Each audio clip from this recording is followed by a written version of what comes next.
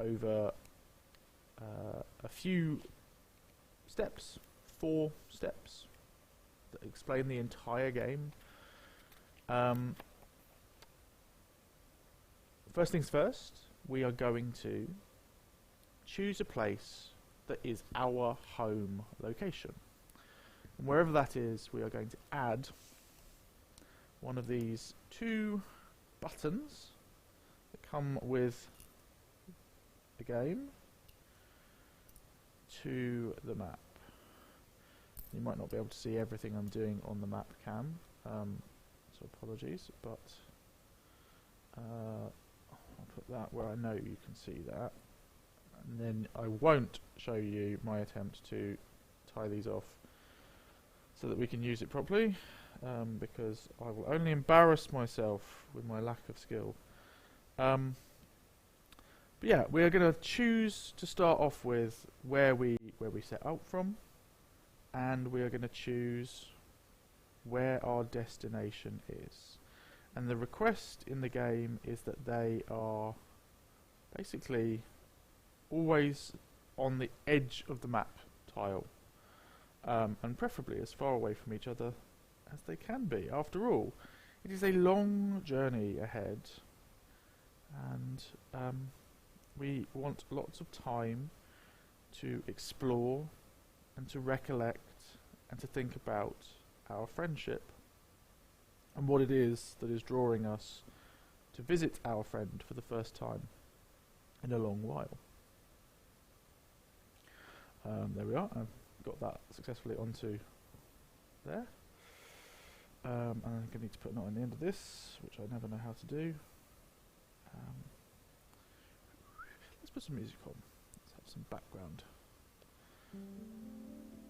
There we are. And for some royalty-free background music, because of course we have nice and chill, contemplative. This is actually called It's Time to Think, which as you can see me struggling to tie knots in string, I'm obviously failing to do.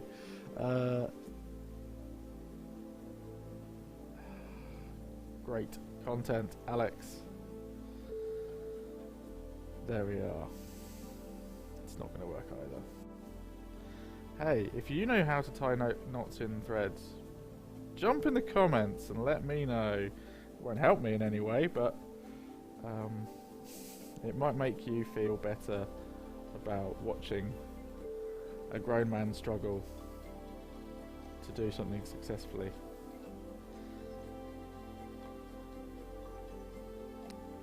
So, the interesting thing about the game is that the jumping off point for this is this idea of visiting someone who lives nearby, relatively nearby, but that you haven't seen for a while. And as a person knocking on the door of 40, that speaks to me at a fundamental level that I probably don't want to share too much more information about to be captured for posterity. But yeah, there is a kind of a deeply human element, especially kind of within the context of what's happened over the last few years with things like with COVID pandemics and lockdowns, but also just the general sort of shifting nature of time and friendships and these kinds of things, that you can often be very close to people and have deep friendships with people and barely see each other for long periods of time, and so this game speaks to that a little and says, let's use that as a jumping off point to tell a story, but a story that is about bringing these people, these friendships back together. And again, I'm not doing a great job of putting this on. Not a sewer. Definitely failed. So let's think about our characters then. There are some questions in the book, which is basically like, what kind of people are you and how do you differ? So I'm going to choose to play a kind of woodsy, outdoorsy kind of character here, I think. They have chosen to move outside of this small town and live here in this this intersection on the map,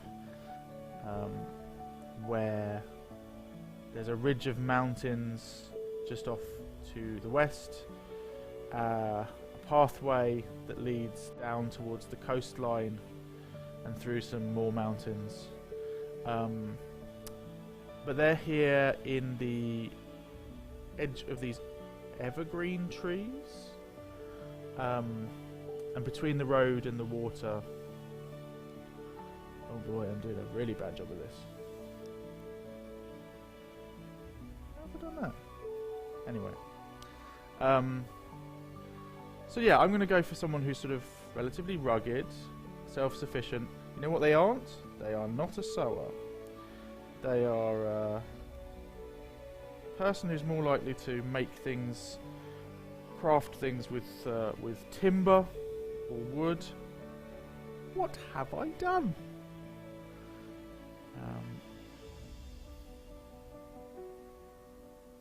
Guys, I'm not gonna stress too much about it, but also, literally, what have I done? I have managed to attach my button. This is where I live. This is where I live. Let's not get stressed out about these things. It's a chill game.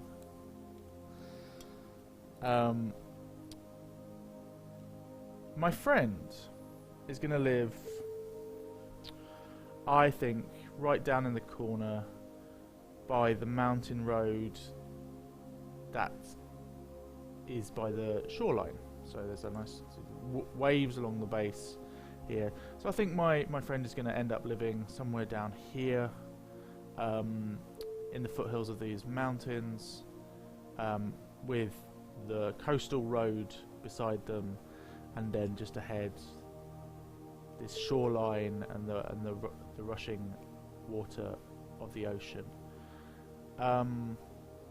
They're slightly nearer to town. They're slightly closer to where people congregate more often, especially with this coastal road. So let's have a see. Where's the questions? Where's the questions? I think I'll make a couple of notes after I have effectively abandoned putting that on. What do I carry in my pockets? I think they've got some rations, some like snacks, high energy, high protein snacks that they've maybe made themselves. They're used to walking in the forests and the hills around here. They have a compass. They know they're going on a journey. They haven't taken a map because they know this area a little bit, but they still just want to get their bearings right, and they don't know quite how long it's going to take and all of that. And it's a nice day, and there's no rush, I don't think. Their friend wants to see them, and they've given themselves plenty of time, set off nice and early. So I'm going to say that they also have put a thin paperback book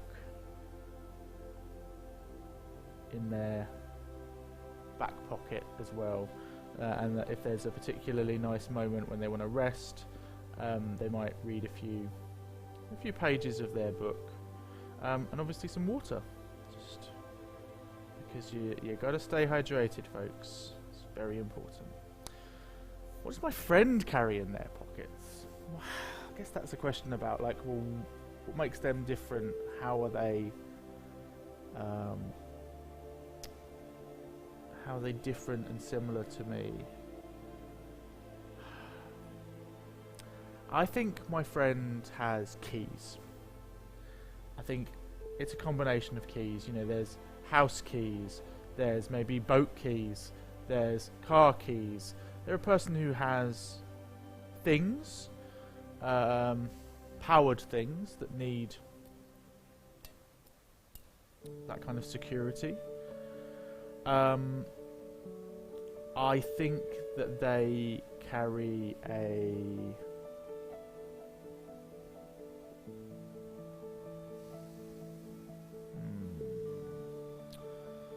what would they have? It's kind of everyday. Let's not give them a phone. Let's not make them that. Let's pretend we're back in time a little bit. I think let's say they've got a pager.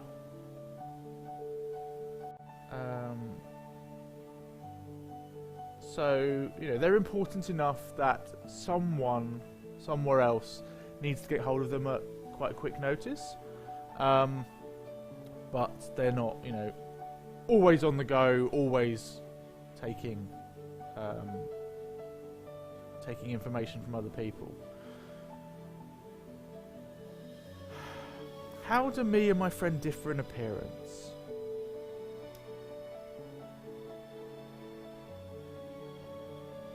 I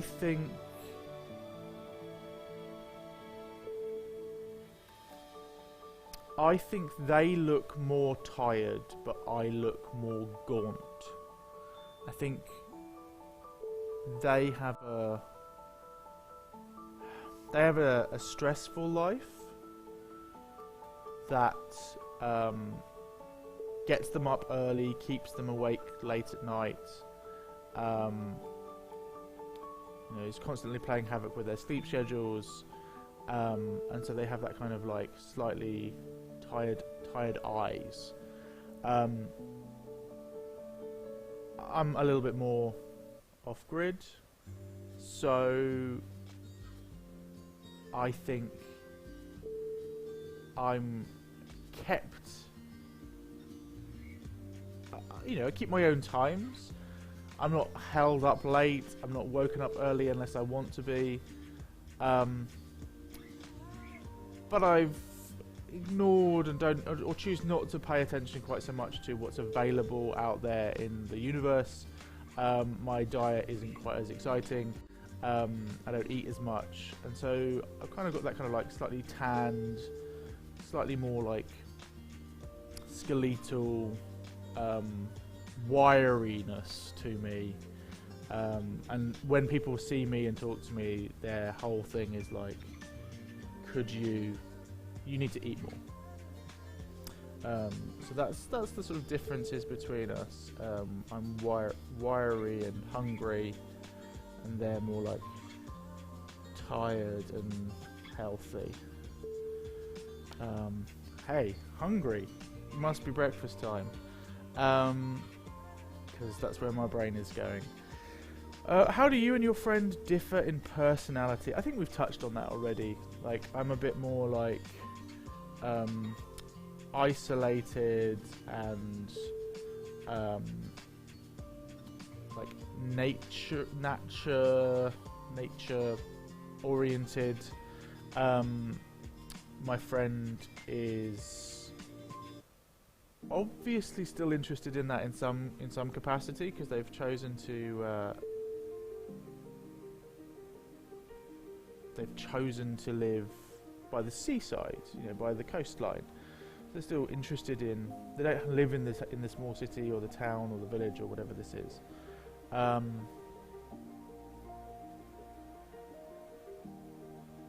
But more likely to be like more switched on to the demands of other people and the world around them. So they're perhaps a little bit more interconnected and probably as a result a bit more empathetic. And what kind of home does my friend live in? I think it's a kind of beach hut, but like not a hut. It's a beach house. It's a full beach house. It's one of those houses where the ground floor is all of the functional stuff, and then the upper floor is the living areas, where they've then got like a big glass window that looks out towards the coastline and the seas. The living areas right at the back just sort of spreads out through onto this like decks, and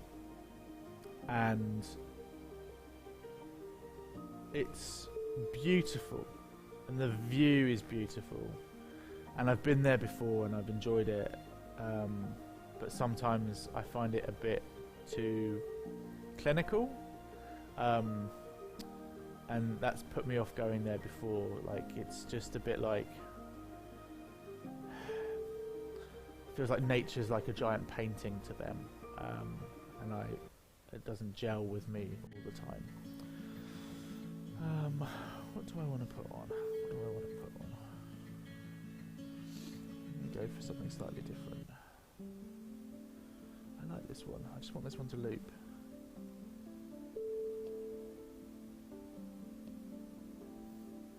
Let's see if I've got anything on here.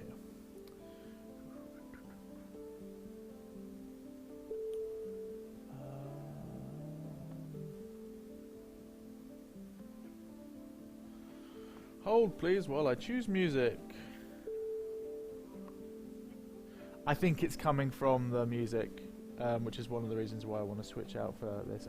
We think that the boom is part of the melody loop. Oh, we've spent the whole of yesterday playing sci-fi games, so most of the music available to me on here is not relevant to a chill wander through the mountains. Let's see whether Enchanted Forest helps us. It's probably going to be a little bit too fantasy for us, but that'll do. It's a bit of atmosphere for our walk. So we know who we are, we know what we've got, we know what matters to us, we know where we're headed. I have done an absolutely awful job of attempting to sew the button on. I was going to say I don't know what I've done. I now know what I've done, and anyone who was watching me do this knows exactly what I did as well. Which is that I forgot to go back in through the hole, and I just went round the side and came back out the bottom again. And so I have basically tied this to the loop. Such a fool.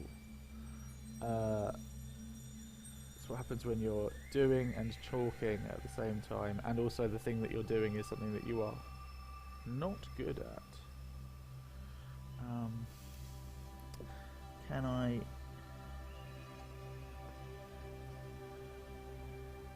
salvage it, is the question. No, I don't think I can. So I am going to abandon that and just pick a different piece of thread. And this time round, when I go to do the same thing, can you please shout and tell me that I'm being an idiot?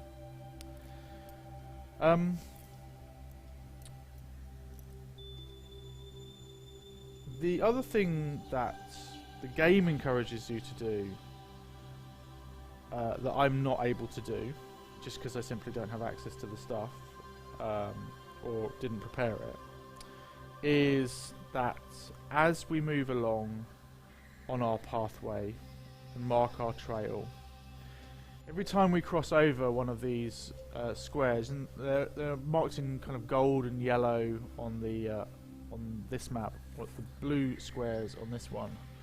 Every time we cross over one of those, we are going to draw one of the cards from the card deck. These dark brown ones. The yellow ones that are available here are only at the end of the journey, and they are called an ending, which is lovely in a game that's called a mending.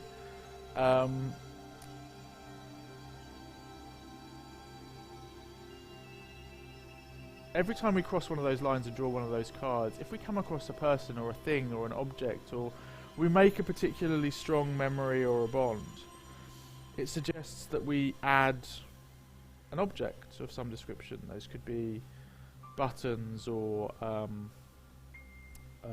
clip-ons, bits of fabric, just random objects that mark what we discovered, what we found, what we thought, all of these things, and just build on our learning and our uncovery and our discovery. And it also suggests that if you are a strong sewer, i.e. not me, or perhaps you are, used to doing a bit of needlepoint or a bit of embroidery, that you could, rather than sew a thing on, you could embroider something onto that space. And there's some really beautiful little pictures on their website or where they've done just that, like embroidered some blue rocks in a particular location. As you can see from my abilities, I will not be doing any embroidery of things this time, but who knows, maybe I will keep persevering and get better at all of this so that I can make a beautiful thing. That's the aim, at least. Right, I think my mother is going to be so disappointed looking at my inability to tie a basic knot.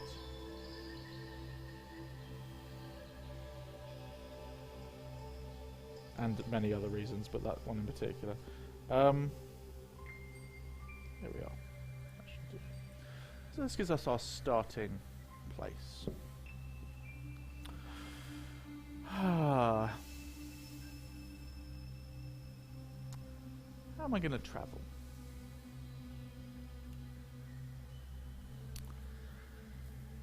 I think it's an early start to the day for me. Set out in good time. There's a long summer's day ahead. It's cool and still a bit shady where we are, so rather than head to the road or even potentially walk along the side of the river, I think I'll just make my way through the trees, through this sort of small woodland that is to the south of me, where it will still be cool and shady, but at least it smells nice, and there'll be the smell of the forest coming to life with the summer's day as it starts to warm up. So let's mark my pathway as we leave behind our house, and I am literally just going to do a running stitch, because as you've already seen, literally anything else will destroy me and be awful, and my brain already can't cope with the basic tasks of talking and doing, let alone doing something complicated. My path is a little invisible here. I kind of like that though. I think that sort of fits with the personality of this person. They're doing that kind of like keeping hidden from others, staying away, just enjoying nature and its abundance. And I have just crossed a line. Oh no, my thread's come off. Crossed a line, right. That's good timing because I've got a card to pull and thread to put back on. North. There are many stars in the sky, but one is always the brightest. You have followed it many times, and it will still guide you now. Decide which direction on your compass points north. Mark it with a bead, or a button, or a small embroidered mark. Uh-oh. Okay. That's good. Well, when I was talking about the map, I sort of oriented it up, down, left, right, north, south, east, west. Just for simplicity's sake. That's just to talk about it. But let's have a think now instead about the reality and what we want it to be.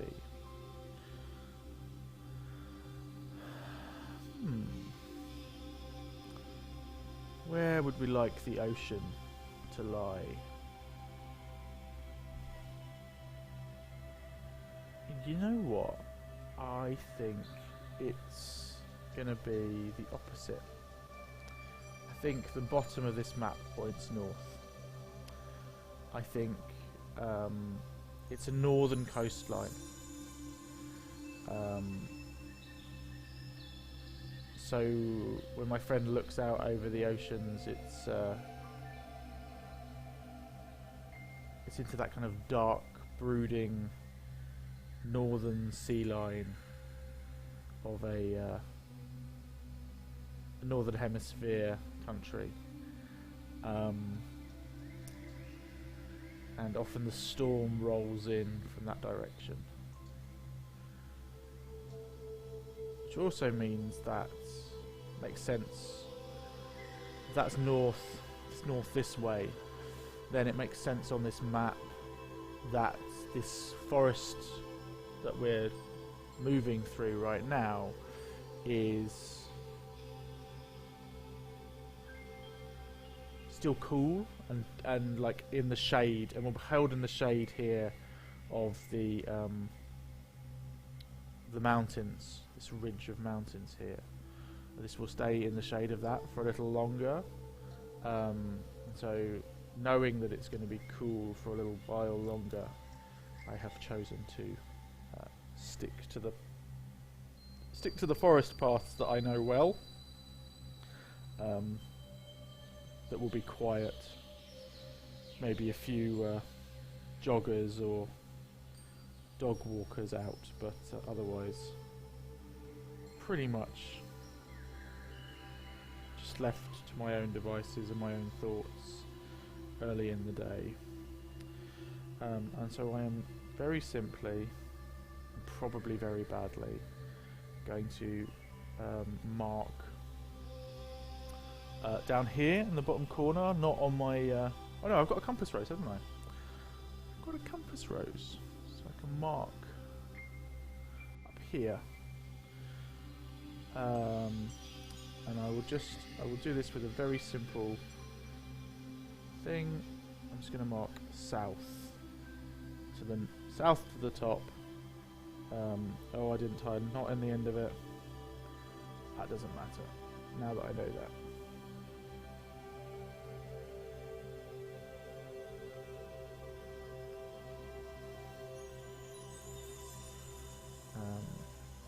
I'd love to have a little button or something here, but I don't have one to hand, so I'm just going to attempt to sew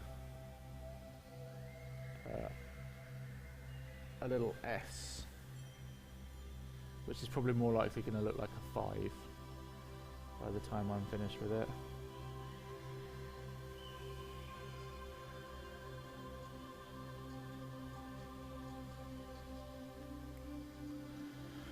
So you can obviously see, there's one of the reasons why it's taken me so long to get this to the table is that it requires me to sit down and learn to sew, at least properly.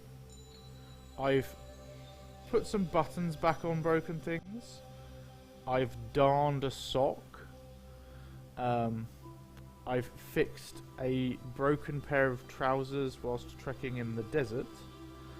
And that is the grand sum total of my sewing experience, and you will be unsurprised to learn that the pair of trousers that I fixed whilst trekking in the desert did not last very long after I fixed them, and I also no longer have those. So yeah, that kind of like psychological step of taking on something that I thought would be that I really love but that required me to sit down and not even master a task, like learn a basic skill, has kind of kept me from picking this up as often as I think it deserves. The other thing that has slowed me down, I think, in playing it is this is definitely a kind of mindfulness activity. You've got a thing to do and a story to tell. And unlike some of the sort of journaling games that we've done, things like 1000-Year-Old Vampire or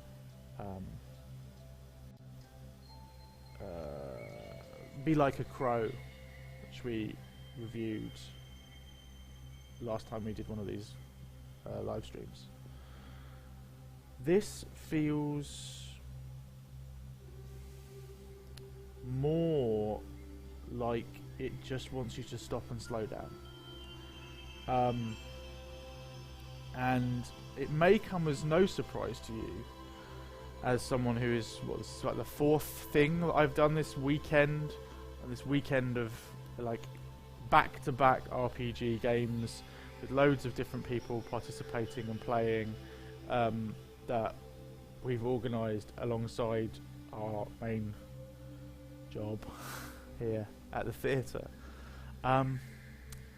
I'm not really a mindfulness slowing down kind of person. I'm more of a binary on-off kind of person, in that I'm either running on 1000% energy, or I am trying to actively do nothing, apart from perhaps read a book or watch some television or watch a film. Super passive, like off activities, and so I don't make enough time in my life for these kinds of activities, which are active, mindful things to do, and that's on me.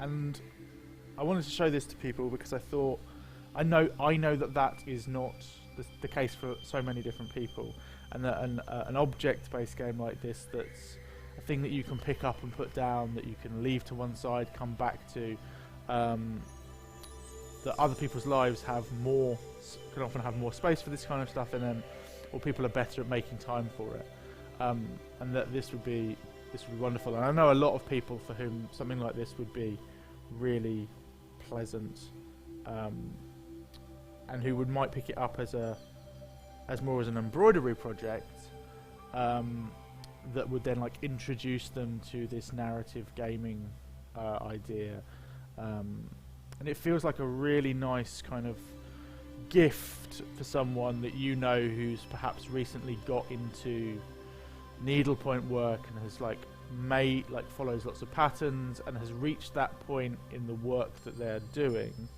or in their expression, that they want to start to move away from like following someone else's patterns and making things that have already been done for them, but they haven't quite yet perhaps like reached the point, or maybe they don't even want to reach the point where they're like making their own pattern. This is sort of somewhere in between those. Like, you are literally forging your own path. But you've got something, you don't just have a blank canvas to stare at, you've got this beautiful map and things to think about while you're doing it. I am moving forwards on my path, having marked south on my compass rose, and just left the thread hanging. I've already now got 3 different colours of thread hanging off of this, including the needles. So I'm fully expecting at some point to stab myself, and that'll be a joy. And I didn't bring any scissors to table, so you can't fix that. And I'm about to cross another line, so let's move this pathway on.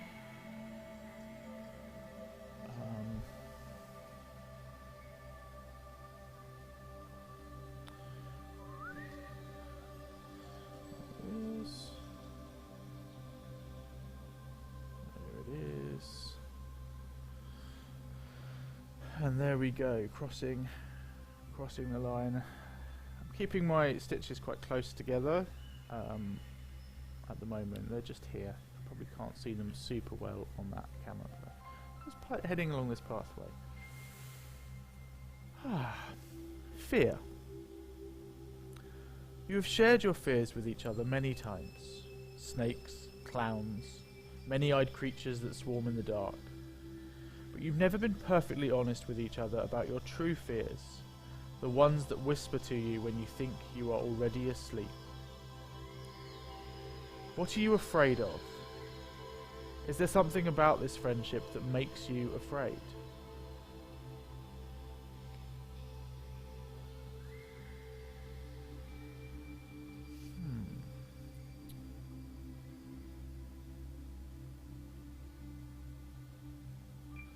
So, I mean, I'm kind of, my character is isolated, intentionally. They keep themselves outside of the loop of other people.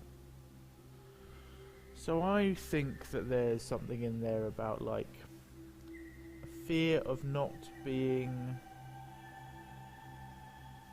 understood, maybe, or not, people not seeing you for who you are. And this friendship has, I think it's, you know, it stood the test of time, and it's a long-standing friendship. Kind of long-standing friendship where you realise you've known each other for long enough to know that you have changed from the people that you remember or perhaps spent the most time with. But also the kind of friendship where you also recognise the fundamental elements of people's personalities that don't change. And so I think there's an element in this friendship about, like, seeing this other person who is so much more connected to the hustle and bustle of life and of people and of community, that my character feels like they are afraid that although their friend gets them, the people that their friend associates with perhaps only see the surface of me and of my type. And maybe that's, like, you know, there's been some moments when I've visited their house in the past, social occasions, perhaps a party or a gathering, where work friends of theirs or, you know, partners have not... I've just not felt like they saw or were listening to what I was telling them. And they were just seeing like a stereotype of someone who just hides away in the forests and keeps themselves to themselves and is a bit weird. And so maybe that's what it is, that those sort of two elements of it that are causing me to take this slightly more, you know, trepidatious path.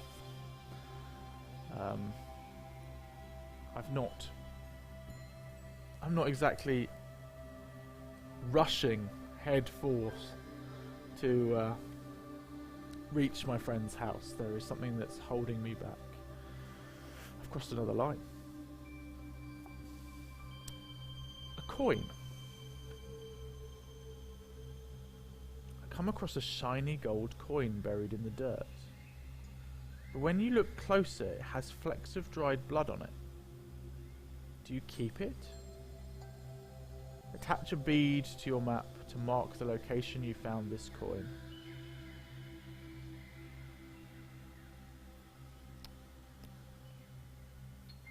Coin. A coin with blood on it. That is strange.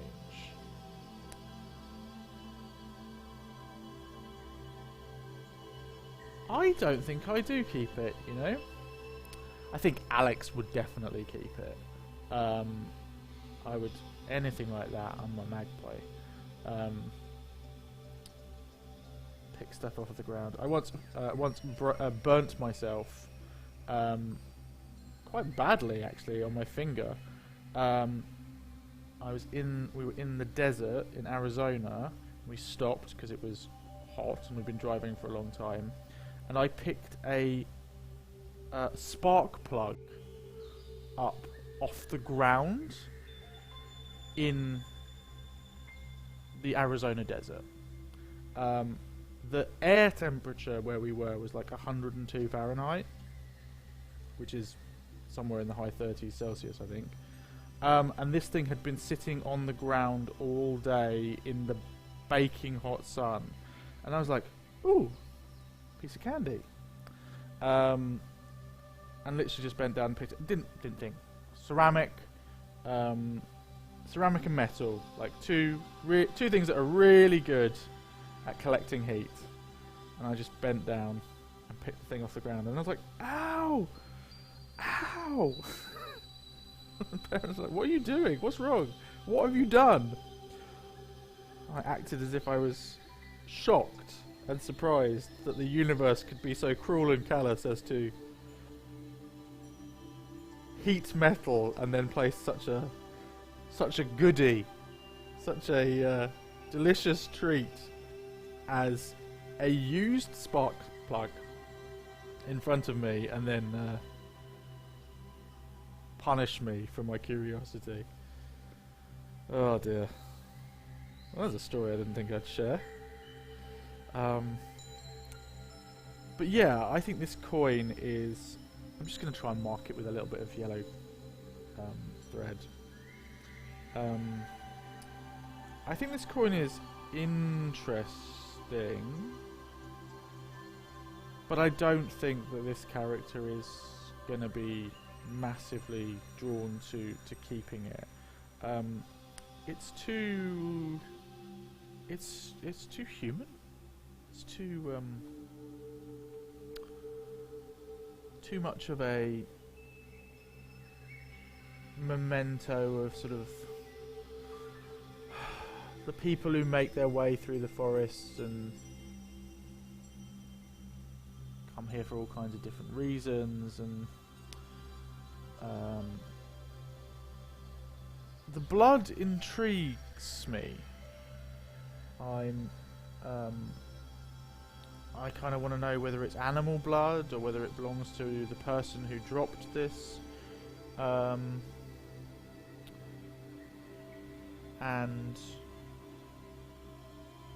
I think I'm interested to see what that is, but I feel like what the impetus that would give my character would be more like to put the coin back down and look around on the ground to see if there were any other signs of this dried blood, or whether there was like a trail off perhaps a wounded animal, or you know, something that indicated what has gone on here, and why this object has come to be here. And I'm more likely to be driven away from the object. Just done a little weird yellow bubble, basically, to mark it. And I'm going to end up with a whole another piece of fabric and thread dangling from my map that I'm unable to do anything with because I didn't bring any scissors to the table. But that's fine. It's there. It was only a single little coin, so I've gone for a very little, tiny little thing there. You definitely won't be able to see that on the map because it is tiny. But yeah, this coin has asked more questions of me on my trip, and now I'm thinking ahead, wondering, keeping an eye out for trails, perhaps an animal carcass, wondering, did the blood get on the coin before the coin was dropped, or did it happen after? Was the coin there for a long time and then an animal stumbled upon it and was injured from something else? Just happened to be a coincidence of geographic location rather than a story. My thoughts are on it for this next little bit of the walk.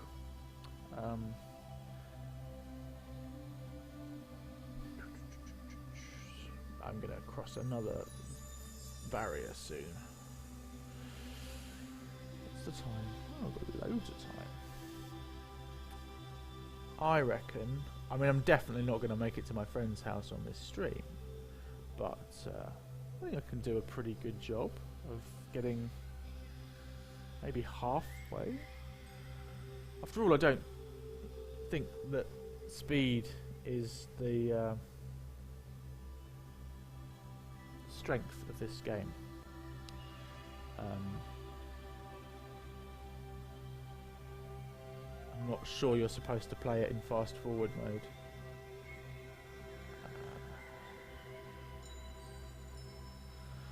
Right, another threshold. Somewhere else. One of your pastimes used to be talking about the places you would go someday.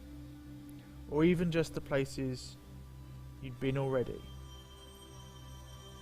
Your friend loved the woods.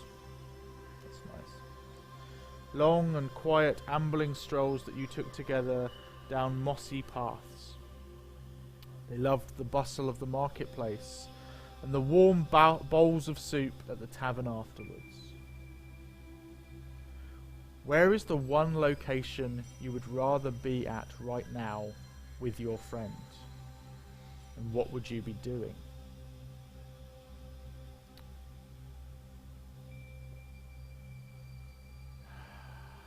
Yeah, interesting.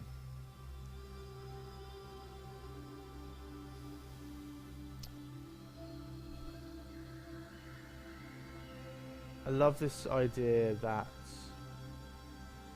you know, perhaps this is a thing that we both talked about. This was like a dream, an idea, an ideal, that in our youth we would wander through the forest paths and talk about, like, wouldn't it be lovely to live here in this kind of, and just have this, and this be your everyday. And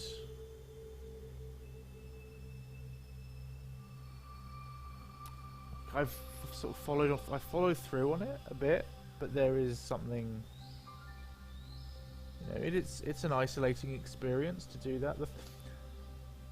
The thing about being isolated, about tucking yourself away from others, is that it's isolating. Being alone is not the same as being lonely, but they're pretty similar words, and it's sometimes easy to switch, to be happy being on your own, and then other times to feel isolated and lonely. So the fact that my character has sort of gone for this lifestyle that we've talked about here in the woods, my friend didn't, instead remained connected to people and works and family and friends and things like that.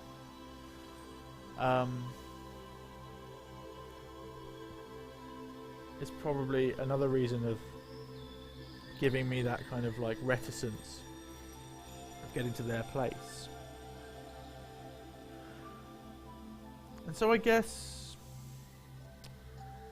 I'm gonna rebel against the question a little bit and say it's not that I want to be somewhere else. I don't think. I think I'm very happy being right where I am on this journey.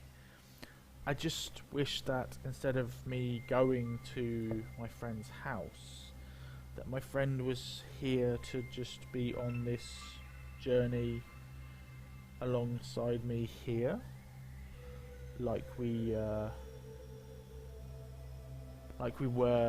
when we were walking in these forests and other locations when we were younger.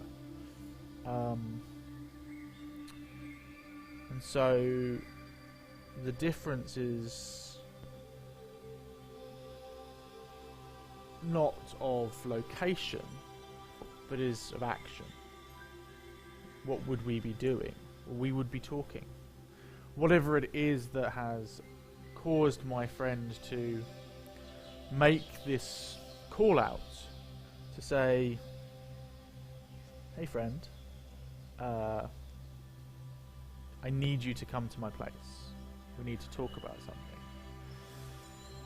I think we would be talking about it here.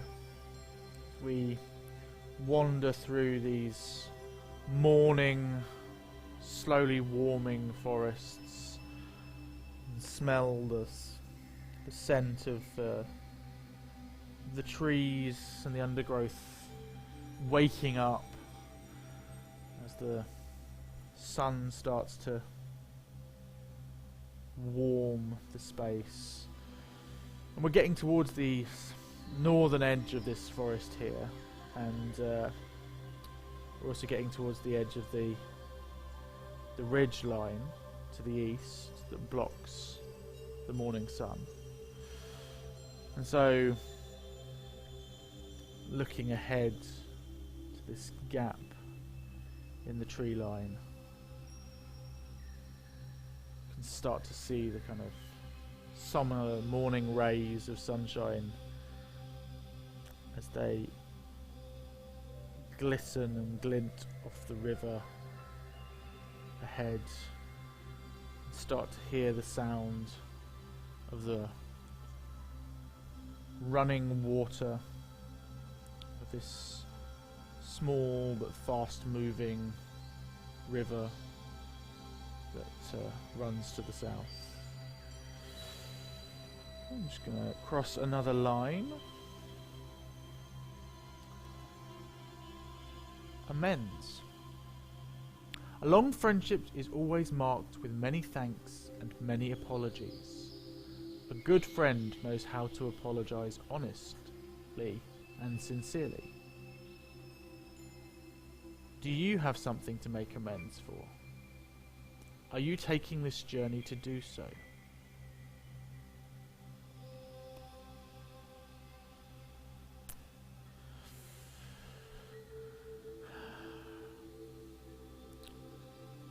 I think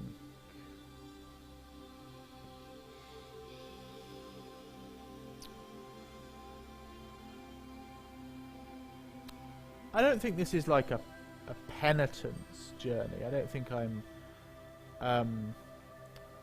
doing something, going on this trip because I'm like carrying with me a deep-seated need to apologise for some like major personal confrontation. But I think the last time I visited my friend at their house, which was maybe, let's say, maybe not quite 2 years ago, but somewhere sort of 18 months, 2 years, end of the summer, not the last summer, but the summer before. I think I went there for some kind of social engagement, and I think I was in a bad place, and I think I was rude. Not necessarily to my friends, but I was rude to my friends' friends. To the people that they'd invited also to be at this party, people who they see more often, the people who they spend more time with. And, you know, I just felt like they didn't get me, and they weren't really interested in, I felt like they weren't interested in what I was talking about or what the stories I had to tell about like my life and where I am at. And at some point I was just, you know, rude. And I think that even though I'm not like carrying that as like a great sense of guilt, it's something I've thought about. It's a reason why I've put off going for a while, of like going back to a place where you did something where you like subsequently feel a little embarrassed about your behaviour. And although it's not necessarily my friend I need to apologise to, my friend is the person who deserves the apology, because I'm aware that like my actions in that moment reflected badly on them, and maybe they won't even see it. Like maybe it's one of those ridiculous things where they won't even really have noticed that happened, that you're carrying something with you that is really important to you, but other people didn't even notice it really. But it's something that whilst I'm out there talking to this person and seeing them and finding out what it is that they wanted to talk to me about, it's something I'm definitely going to bring up, you know, and apologise for. I've crossed another line. It was only a little tiny little line, that one. As I have left behind the forest and have reached the edge of the road in order to cross the river. And here, ahead of me, lies... I've chosen the same colour thread as the lines on the the map, which I now know is dumb for camera, but it looks really nice here. Looks like it's very much in keeping. The prompt is called a joke. For years there has been a joke about your friend. They shrug it off and laugh whenever it comes up, but you know that they are bothered by it. What is this joke?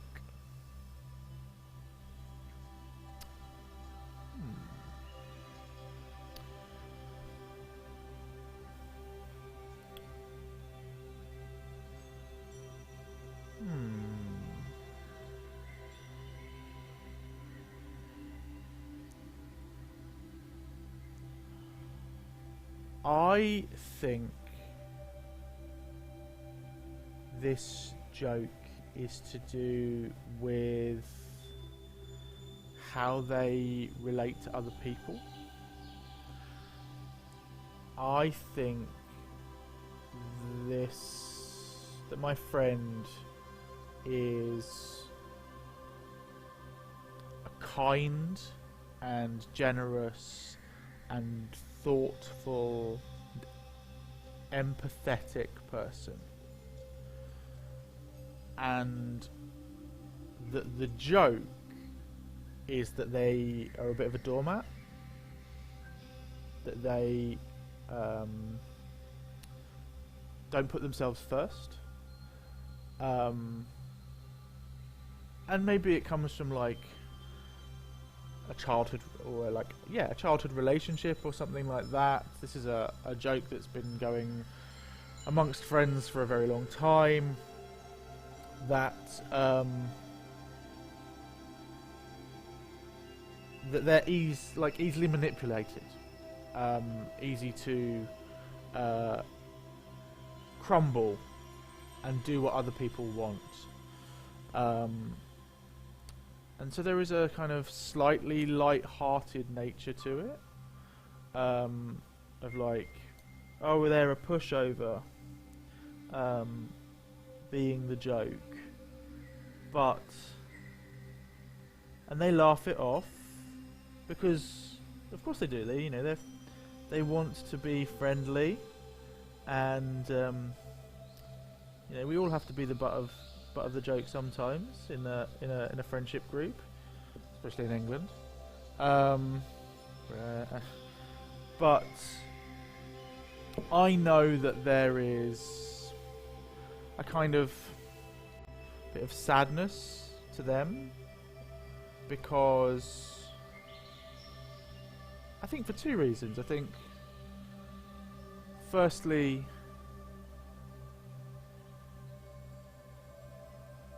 it's an attack on someone's personality, that kind of thing. And they definitely don't see, being thoughtful, being kind, being responsive to the needs of others as negative personality traits. And I think then when they hear people like joking about that fact, they feel sad for themselves, but they also feel sad for the other people because they're empathetic, and that they're sort of like, oh, it's sad that they can't see what's good about responding to the needs of other people. And so there's that kind of like sort of slightly stubborn, like, I'll take this good-naturedness, but I can see that it's causing them, it causes them stress. And I also wonder whether, if I've even experienced or seen this in, I don't even know whether I've seen this in my real life, but I think it makes it for a nice story. There's that like idea of, this is a joke that has a long standing and a long precedence. It comes from from like a childhood friendship group, but it's a joke with legs. It's kind of passed on even as my friend's friendship group has grown and developed and left behind the friends of youth and childhood, and moved into like work friends and then like family friends, and then, you know, as relationships and friendships evolve over the decades, this has remained the static joke for them, and like its origins, which might have been like a childhood romance friendship, have remained. They've been lost in time, but the joke itself has continued, just because they pay attention and they listen to what people are saying, and they're responsive to them. I've crossed the ridge, crossed over the river, and now I need to I'm gonna stick to the pathway here, I think, and move on this roadway between these two sets of mountains.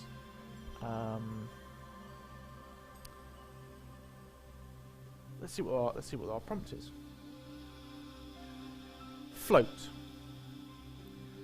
The first time you held your breath and let yourself fully submerge yourself in water, you felt lighter than you ever had before. Gravity had lost all meaning, and you could fly. Will you stray your path to visit a body of water? If you do, change your planned path to enter a body of water. If you continue on your intended path, mark your map with a bead to signify your resolve in seeing your friend. If you've already visited the water, did you take something from it? So, I mean, I literally walking over the bridge here as this thought comes to my mind, and I think I was starting to think I'm a little bit like ready for a bit of a wandering break. Perhaps wanted to sit and enjoy the sunshine as it comes up. You know, it comes in through this valley between this ridge of mountains here and the ridge of mountains I'm about to pass through. There is this moment here where there is like a kind of shaft of sunlight across the place.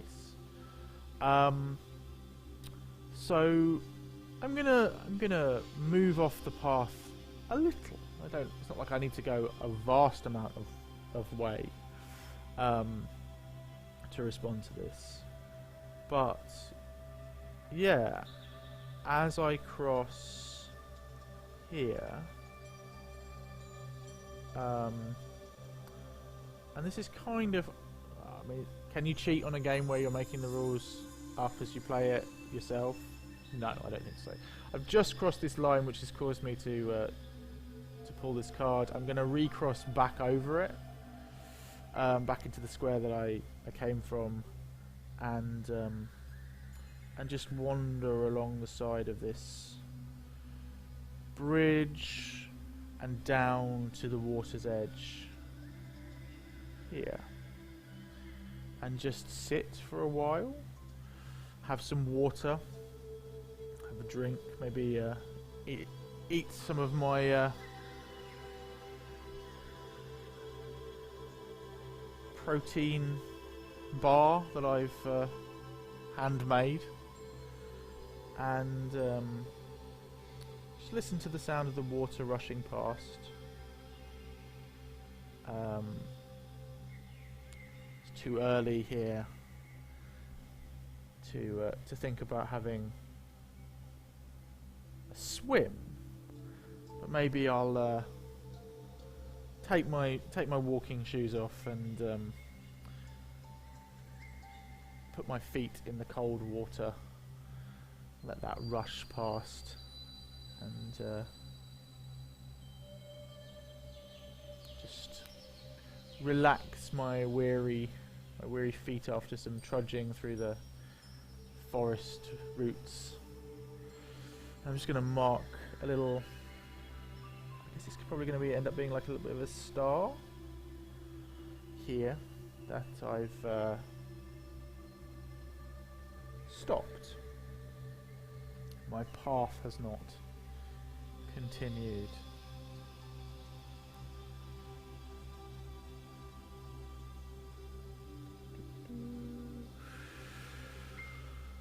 So I don't need to stray far, and I don't have to take something from the river, because I have to consider that, because I've sort of done a bit of both.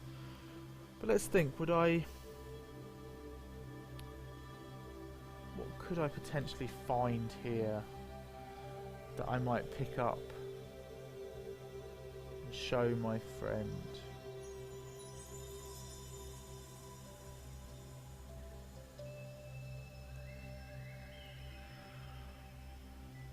I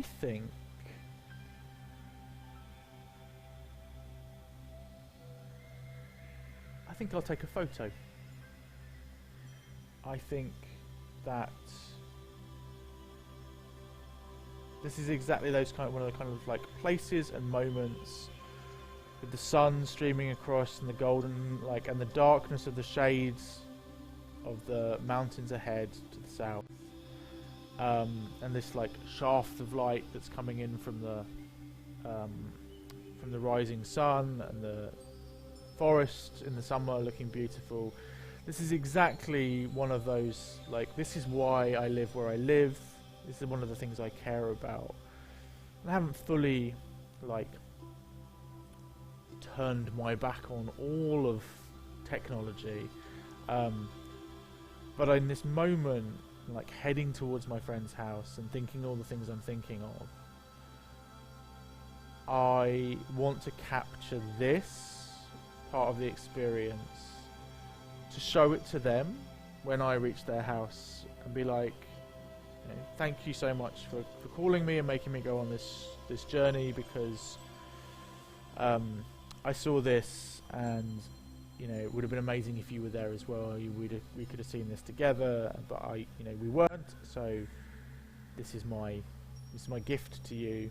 You get to see this beautiful natural scene that I experienced not that far away. So I'm just going to take a little picture while I have some water and a snack,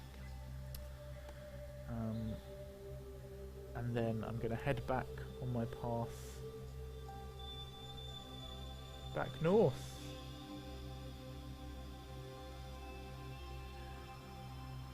I'm getting better. It turns out that learning to do this and talking was always going to be a challenge, and that I just needed to settle in and repeat for a while.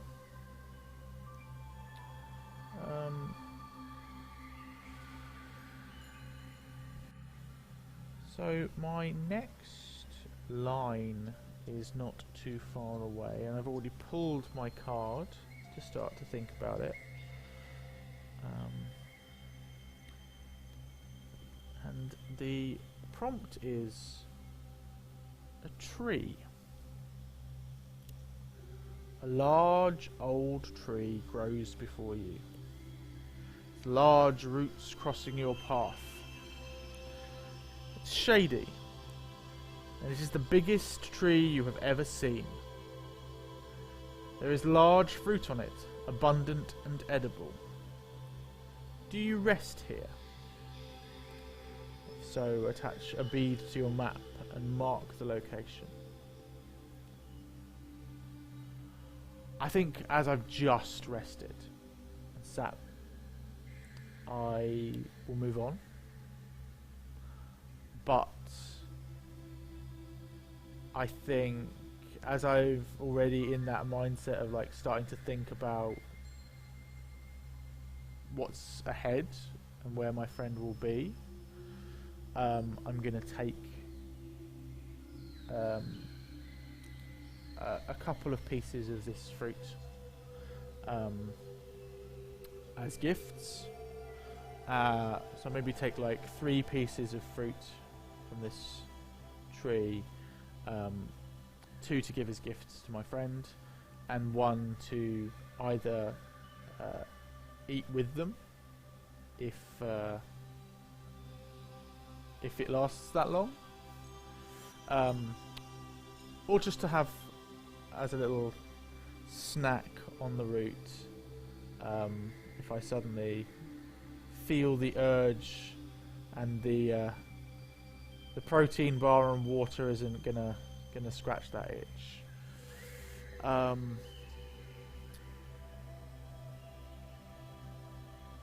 think I've seen this tree before. It's not too far from home, but I've never seen a place. I've never seen it this like abundant and full of fruit in the summer. Ooh, rearrange my microphone. Apologies. I have just crossed back over kind of Nexus Point again. I'll pull another card. A fortune teller. A fortune teller has set up shop by the side of the road. He is tall and skeletal, and his fortune-telling implements are sticks and bones, tossed on a woven mat divided in brilliant colours. Flip a coin to determine the fortune they give you. It does come with a coin. It's a beautiful little wooden coin. It has the head of the sea monster on one side from the map, and this whale tail on the other side, which is a really nice little way of doing heads and tails. Okay, let's find out. So, flip the coin. Tails. The cat will hunt. Do not forget your hunter self. Interesting. I will thank the fortune teller. Set up here. Hope that he has a prosperous day. Finds many others who wish to stop and hear what he has to say, and to learn more about themselves. And it's definitely going to cause me to think about where my journey started. And I'm coming towards halfway on the journey forwards, which is often a time on a long trek where you start to think back to what you've left behind.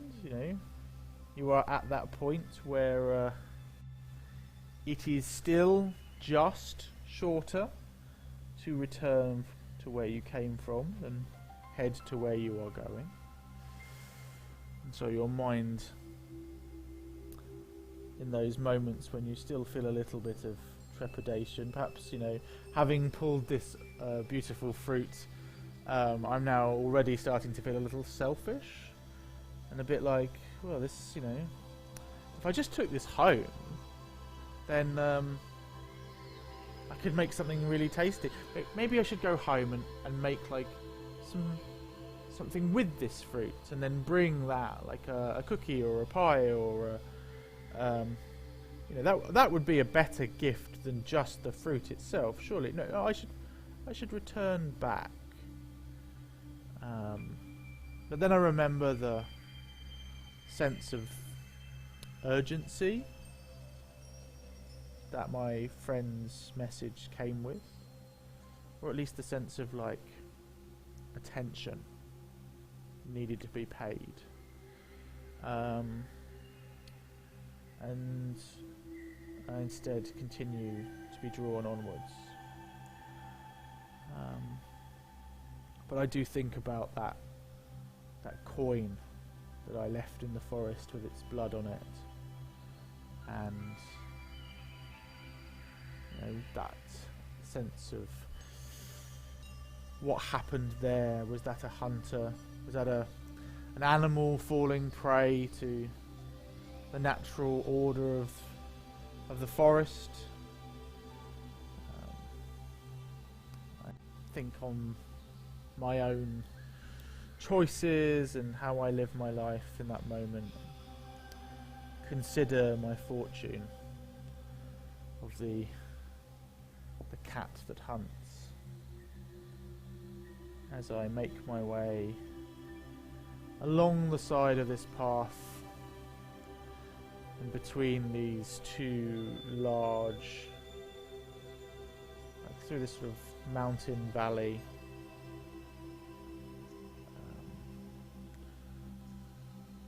In the shade again as the day warms. And the sun's probably starting to pull up. Windows, alarm clock. Does not know what time it is. If you were watching the stream last night during our 10 candles stream, at about 11:30 PM, that also happened. My alarm on my tablet went off. So maybe almost exactly 12 hours ago. And that was the it's 8 AM alarm. And it just happened again. So apparently every 12 hours my Windows tablet thinks it's 8 AM, which is fascinating.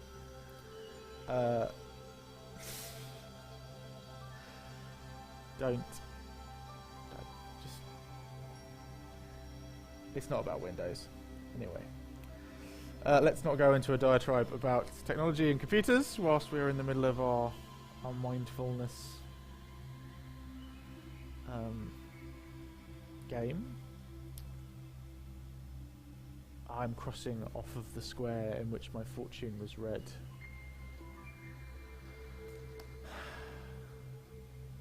A lock. You cut a lock of hair from your own head to give to your friend, to remember you died. But you did not give it to them before they left. Why didn't you give the lock of hair to your friend? If you have it and can spare it, attach a small lock of your own hair to your map, or represent it with a few pieces of thread.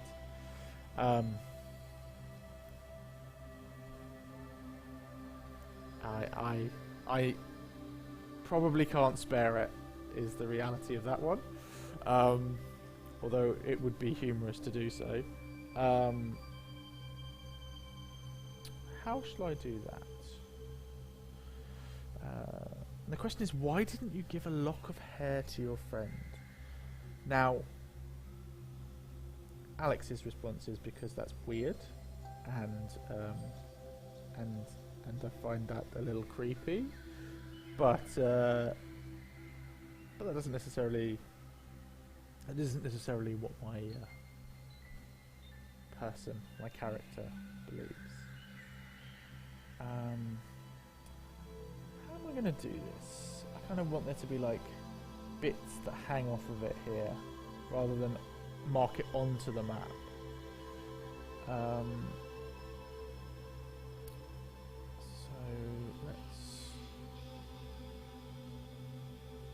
try that. I've gone for the yellow thread because it was already attached from when I did the coin.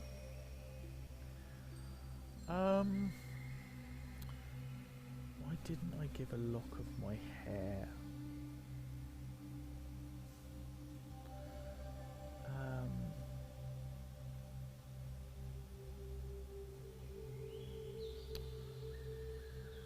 I think it felt too intimate. I think it felt like it was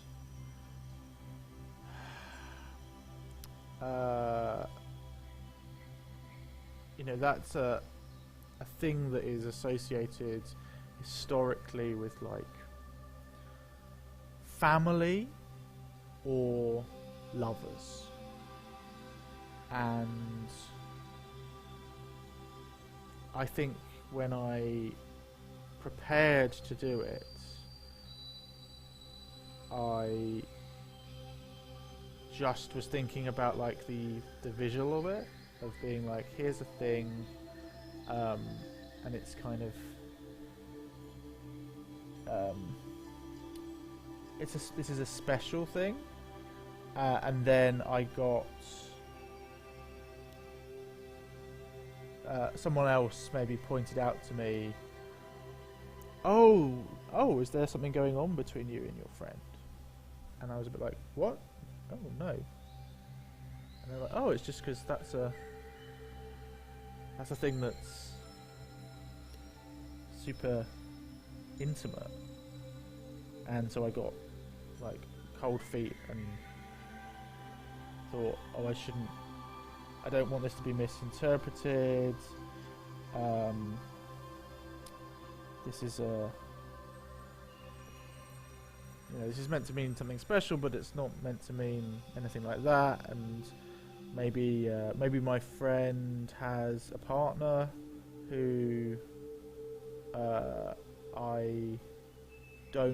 don't want them to think like, hang on, what's going on here? What don't I know? And so I gave up on the idea, and I was scared away from just doing this thing that came from a place of like honest, just like honestly wanting to do something kind of old-fashioned and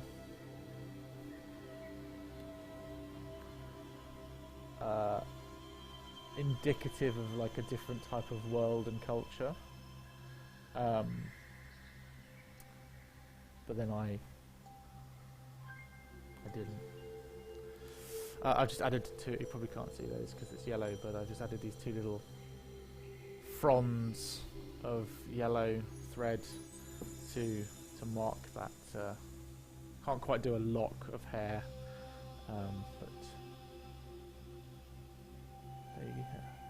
they twist together a little bit to mark that, just sticking out, making my map a bit more 3D. I probably just need to try and tuck that yellow away somewhere where I don't end up sewing it into the rest of the map as I move forwards. Oh, don't look at that side, guys. Do not look at that side.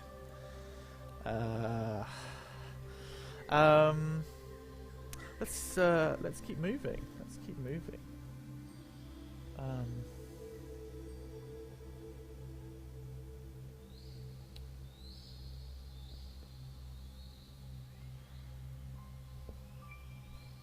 I'm really liking these prompts. I'm liking that sometimes they encourage me to stop and do a thing in that space, and these things all have slightly different colours. I don't know whether you can spot that on camera, but there are these like dark green ones which are very much that, about like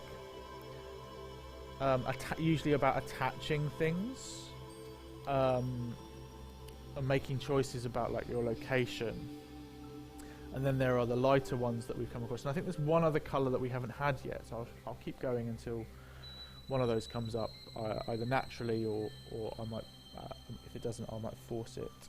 But the lighter green ones being these kind of like things you can consider whilst you're still doing the sewing of the trail. That not every prompt sort of demands that you stop and stand still.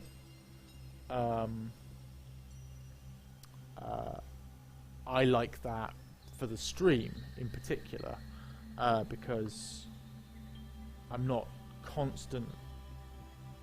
stopping and doing this thing in a location and talking about that and then having to pad while I then draw a line or sew this line through. But that kind of interplay between the two works really nicely for like getting your brain into that state that kind of mimics, I think, where your thoughts, how your thoughts naturally go when you are on a journey on foot. I love walking. I particularly love walking with my friends. I'm happy to walk through pretty much any kind of landscape or environment if I've got someone with me to just put the world to rights and to talk and to catch up and to, you know, share information and learning or whatever it might be that I've uncovered and what they've been going through. Or just to walk in silence, you know, when conversation reaches its natural limit, as these things often do on a long walk. And this feels to me like that has that kind of ebb and flow of walking, as your attention sometimes wanders backwards into the past. Sometimes it wanders backwards down the trail back to where you came from. Sometimes it's drawn by a particular real world object that kind of centers you in the present moment.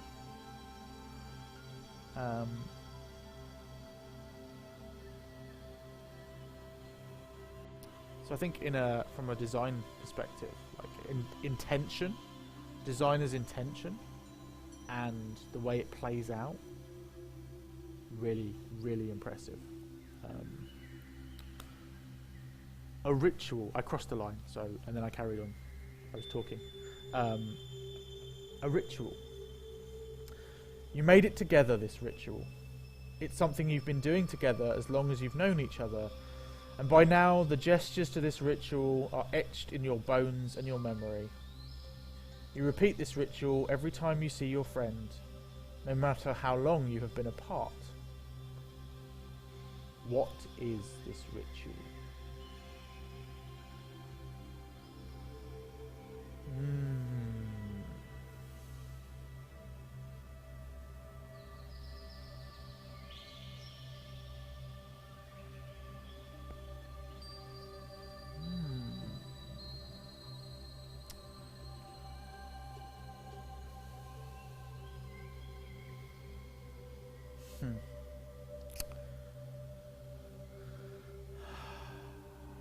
What is this ritual?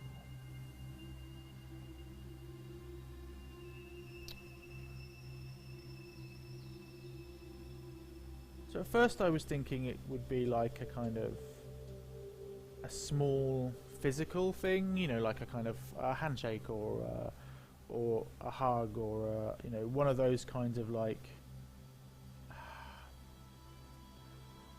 small personal, I guess like almost like tribal things that people do.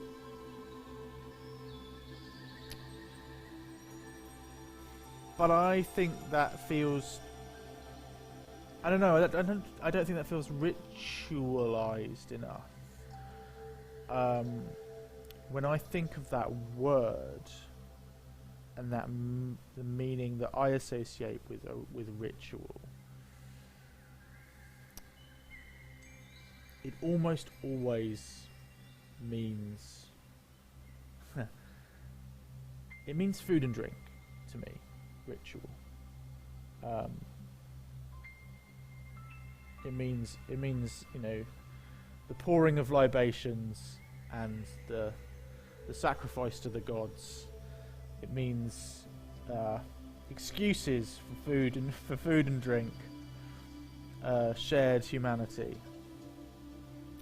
So I think in this instance,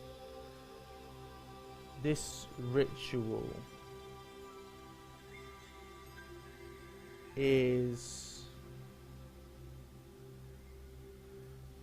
that we will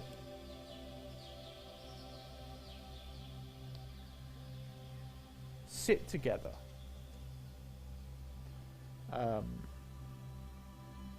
At some point, it doesn't have to be like at the instance of meeting, but at some point that we are together in each other's company, there will be like a knowing moment where we will sit together outside.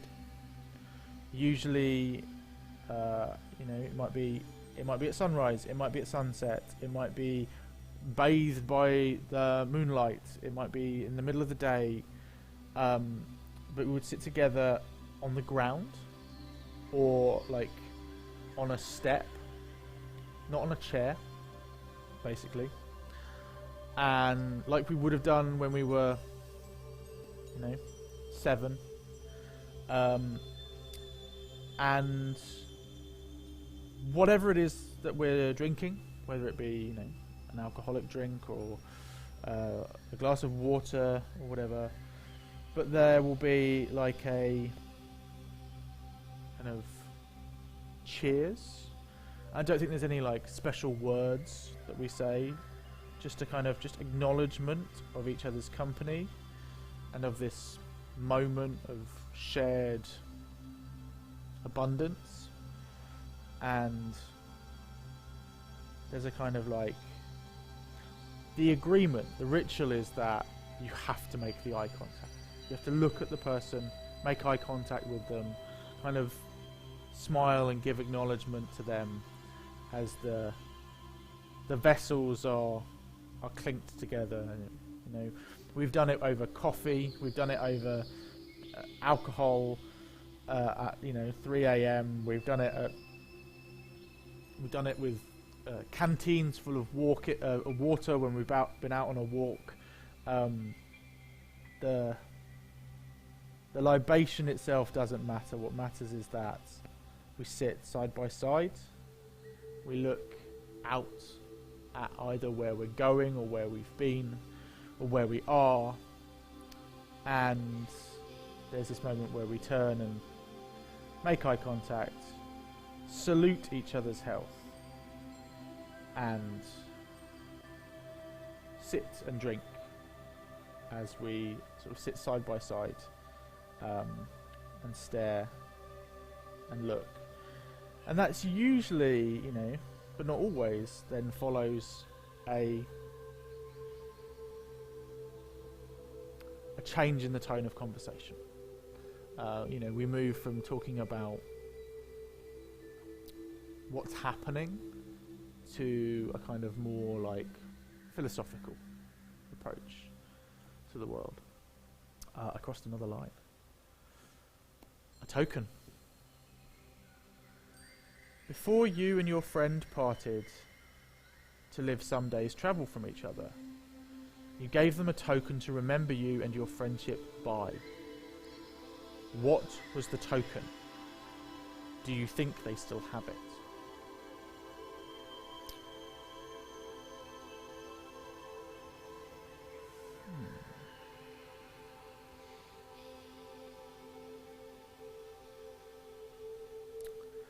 I think this token is going to be something earthy. It's not something I've purchased. I'm not even sure if it's something I've made. I think it's something I've found. Or maybe it's been sort of cobbled together from a few things that I've found in the woods on one of our walks in the forests from a while ago, when we were talking about, you know, how that would be the dream, to live in the forest and to just be sort of disconnected from the stress of everyday life, and the village and the town, and so I think I picked something up, or some things up, on that journey when we were talking about that. And then subsequently, when I knew that I was moving out there and like following that ideal and that dream, I have found something else that kind of indicated a transition from the dream into the reality. And so I've combined these two objects together to create this this token that sort of symbolizes my choice. And I think I gave it to my friend at the time as a kind of like, hey, like, don't give up on the dream kind of token of like, hey, look, if I can do it, so can you. And this was probably, I'm gonna say this is like 6 or so years, 6 maybe 7 years ago. I've seen them since then. I've been to their place since then, but this moment that when the token was exchanged, it's just before I moved out.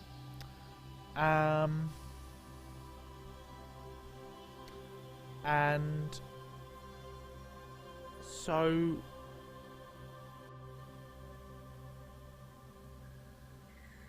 I mean, what is it? I think it's something simple. I think it's something really simple that, like, you know, a pine cone from the forest and some other simple, basic object that I found on a later journey, like a feather or something that symbolized like new growth, new life, and I combined the two of them together to be like, hey, here's a really obvious signifier of what I'm trying to say with this thing. And not only do I not think they still have it, I think I know that they don't have it anymore. I think I know that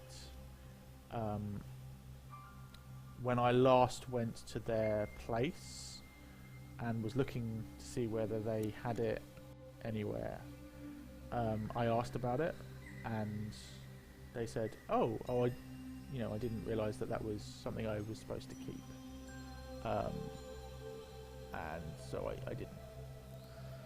So I know that this token has been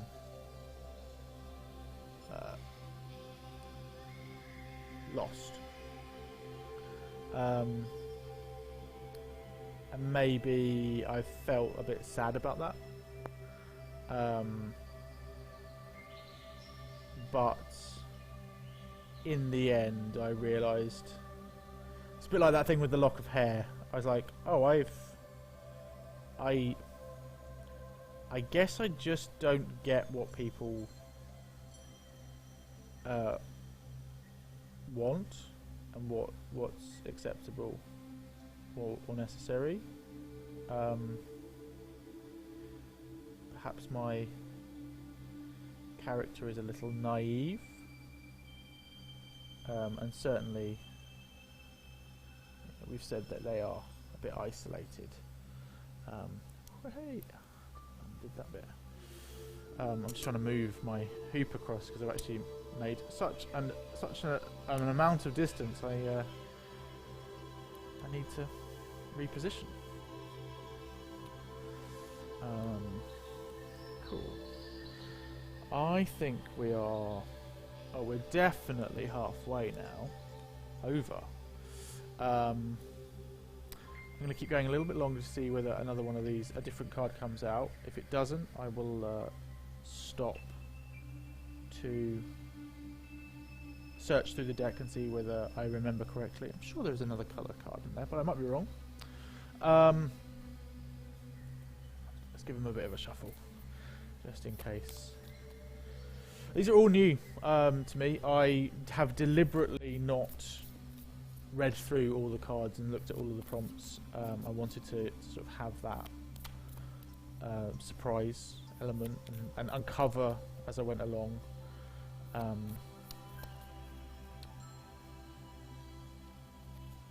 Let's have a look. Let's have a look. Yeah, there are some orange ones as well.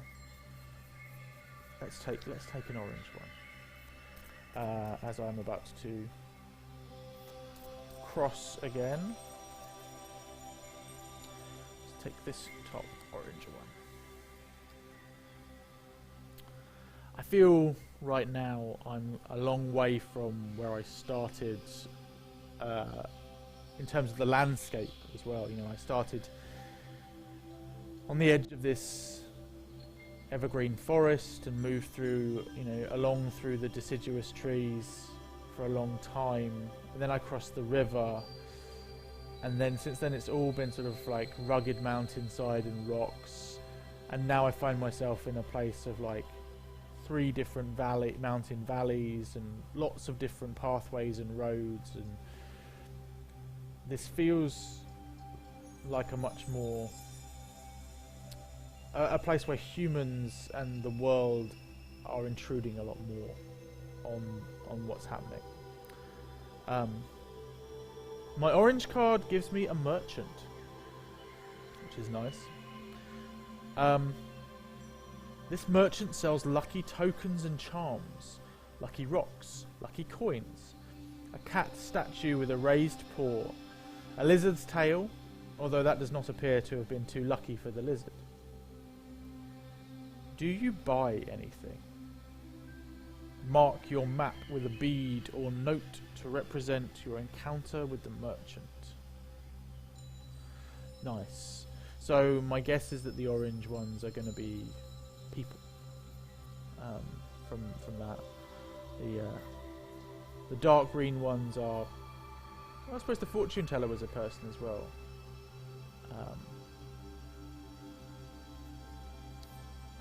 Do I buy anything from the merchant that sells lucky tokens?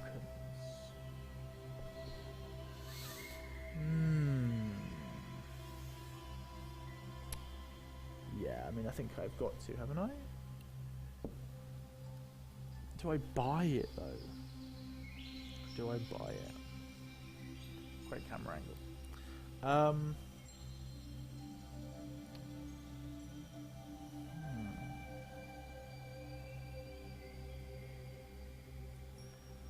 I think I peruse for a little while, looking at what they have for sale and thinking about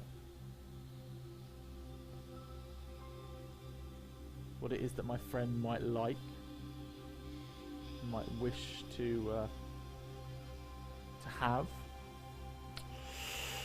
and a lucky token. What would my friend like? I think. While I think, I'm going to try and unpick some of this yellow thread that I have just completely tied up amongst all of my other pathway thread, as I sort of feared I was doing at the time. This may be a bridge too far, however.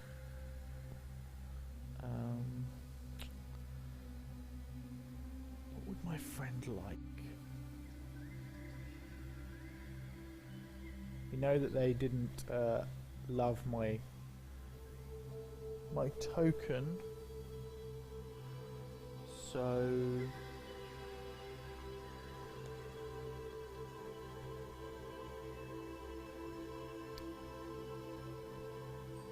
I think I would buy something. And I think that would be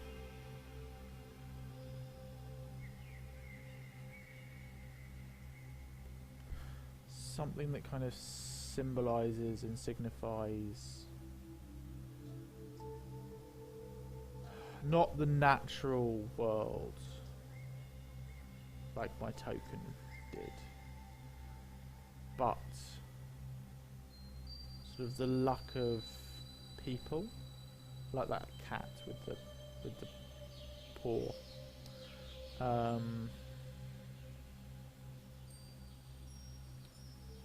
Or like a shark's tooth, or something that speaks to where they are, where they live, by the coast. Yeah, like I think a shark's tooth actually is a nice idea. Again, not so lucky for the shark, but something there. I cannot unpick that. Well, I could. No, I cannot. So I will simply just use this little bit of thread that I have to mark, again in yellow, the merchant here on the road. So yeah, I think like a little pendant, leather strap, necklace type thing,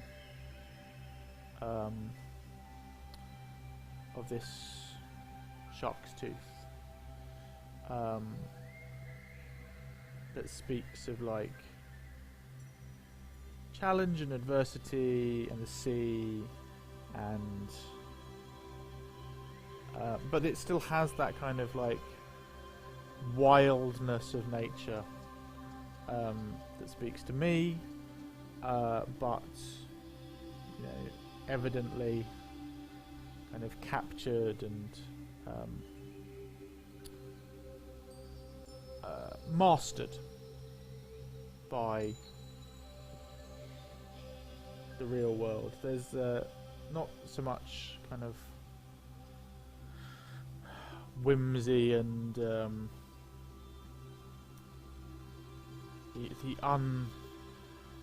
unconquerable power of nature about this gift. It's, you know, very much been captured and conquered.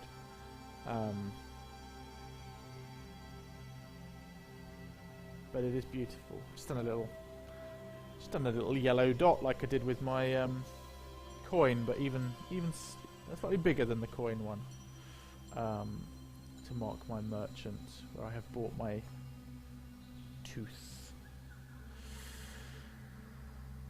Right, we have crossed a line. I think I need to keep sewing, don't I? Yes.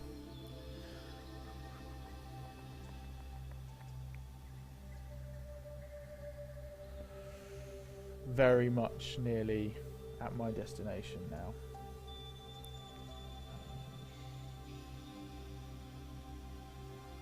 I can already see the coast and starting to sort of smell that sea air and think about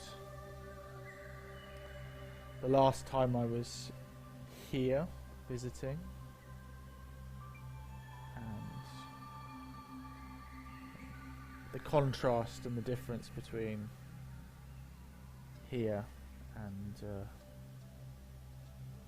and where I am, where I live. I want to pull one more card and respond to that. Let's do it in advance. Let's do that. I'm also starting to run really low on thread. I think if I hadn't tied myself up in a knot somewhere back here a little bit, that one of these pieces of thread would get me the whole way across, which is really nice. But I have a feeling I'm gonna probably, if I continue on, gonna pull up just short enough to make that I could have fixed it if I hadn't tied two accidental knots in the back of this. So let's just preempt my crossing of a line by pulling one more card, and it's letters. You keep the letters they have written you in a beautiful and treasured wooden box. You do not know if they keep the letters you have written them. How often have you and your friend communicated with each other while apart?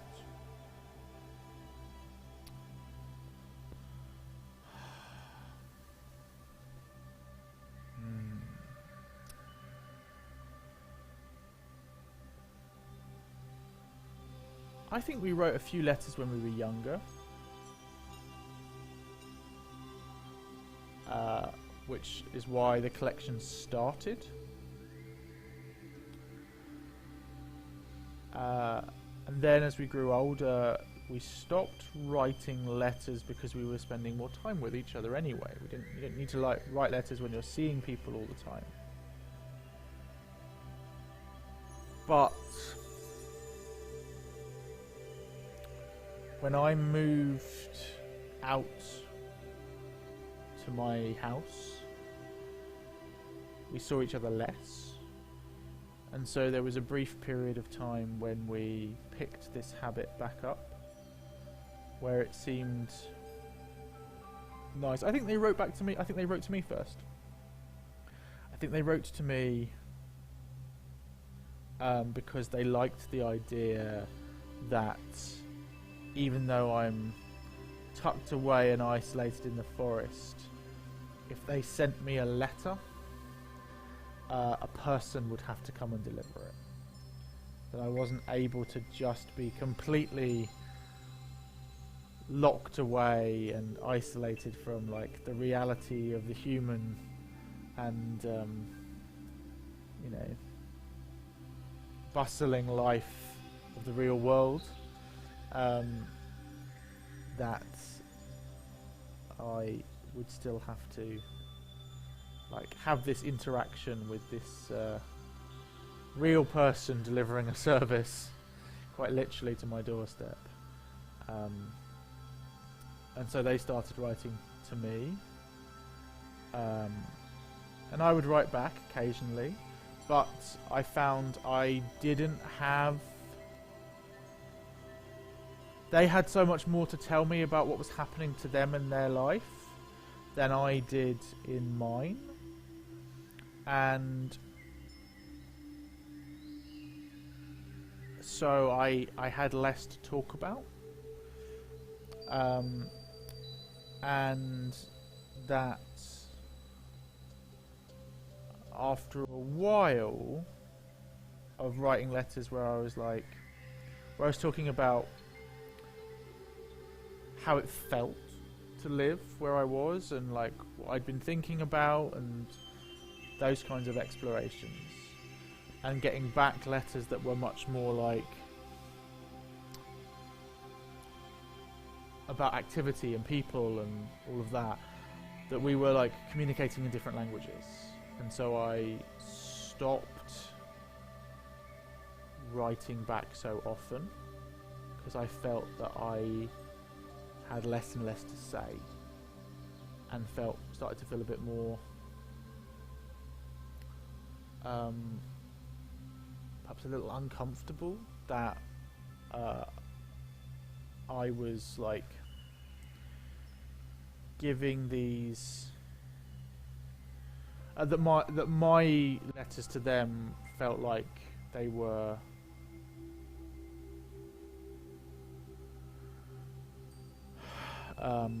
opening up, that they were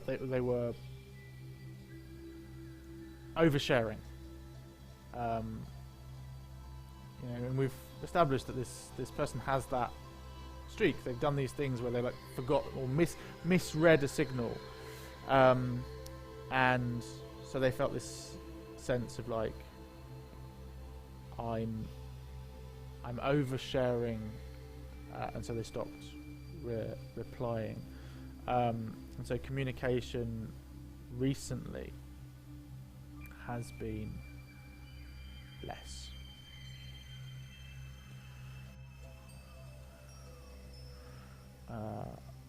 Let's crash on. I did merchant. So yes, another one. Amusement. There was a time when you and your friend had time, before you were both burdened with the necessary cares of your lives and the world around you. You would fill the time by amusing each other. Those were simpler times. You remember them well. What is one ridiculous thing you have done with your friend to amuse yourselves?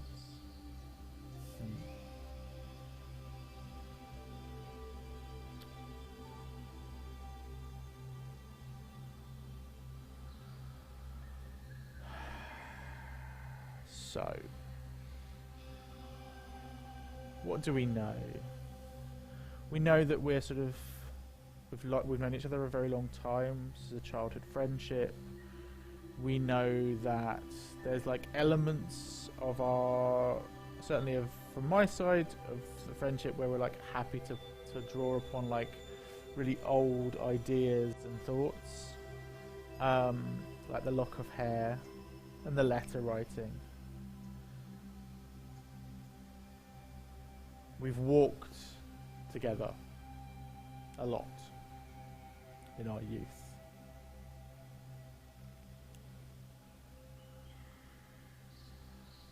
I think this amusement, this ridiculous thing that we would do, was like a walking game. And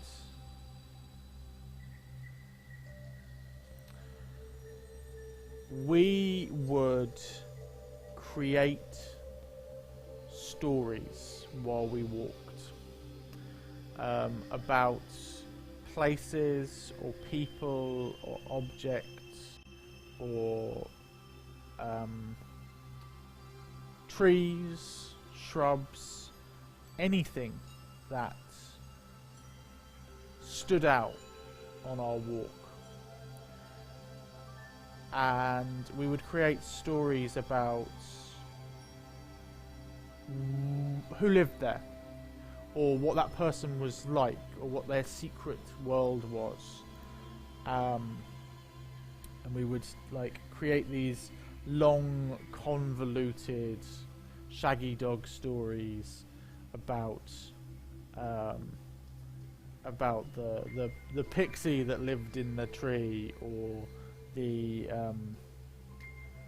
witch's hut, or the magician's cave, and all these kinds of like fantastical stories that filled the landscape with magic and wonder, or like the single person out, trekking along the pathway as we walk together would be a secret spy who had been abandoned and escaped from a facility and was unable to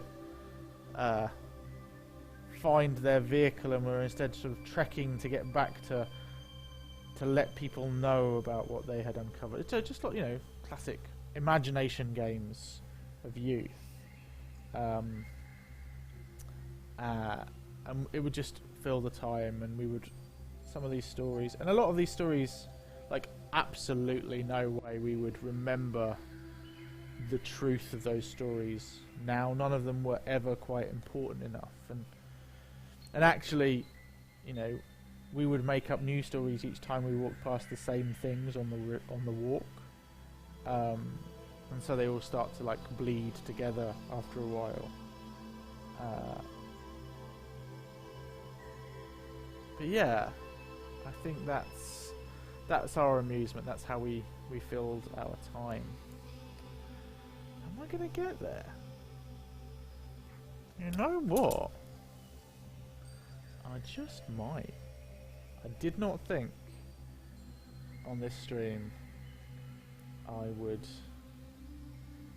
be able to get that far. And I was gonna get a bit like, I was gonna pause, but I've still got sort of 15 minutes at least. So yeah, let's try and get to the end. Let's get to the end, and then we can pull an ending card as well, and then we've seen everything, which is awesome. So let's plough through, move a little faster now. My goal is in sight, and you know, there isn't as much to look at here on the path as there was when I set out. Remains kind of similar. I've crossed another line. Rest. My limbs hurt. My limbs do hurt. I'm nearly there though. This is a good time to take a rest. Once you and your friend rested in the company of each other, languid and peaceful. That's a great word, languid. What does your friend look like at rest? So we've established that they are they've always got this like, sort of slightly tired look to them. But they are otherwise kind of healthy and well fed. So I think they have that kind of peaceful, like when someone is truly at rest, when there's like they are both physically at rest and mentally. When there's no like burden on their shoulder, they are tired. There's that kind of like warm glow of peaceful tranquility, of like not weariness, not being borne down upon by the world, but like, I don't know whether you've ever experienced this, but there have been moments where I've felt like just lying down on the ground in the sunlight and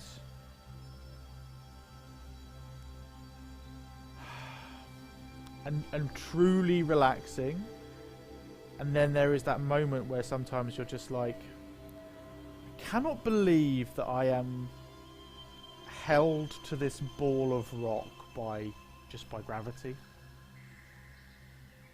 And you become aware and sense that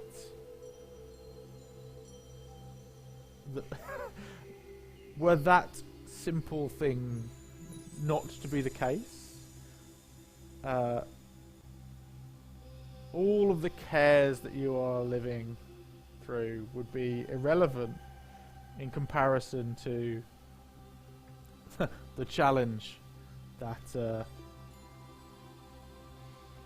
not being tethered to this rock would produce. And so I think when my friend is like truly restful, there is a serenity of just like giving themselves over to the natural rhythm of the universe,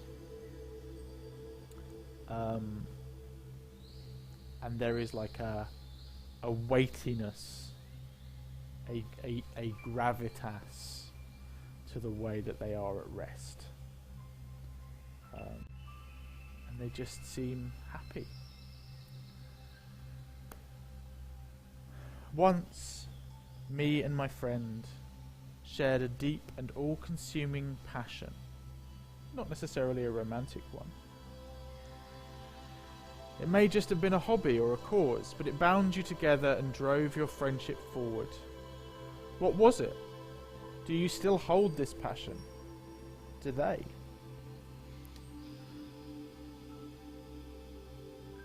I think we already know this. I think this is, as we reach towards the end of our journey, this is already information that we have explored in our trek. It was exploration. It was initially exploring unknown places and going off the beaten track and being away from the challenges of just normal life. And then as we continued, those explorations became storytelling. Again, trying to escape from the realities of the situations that we were in. And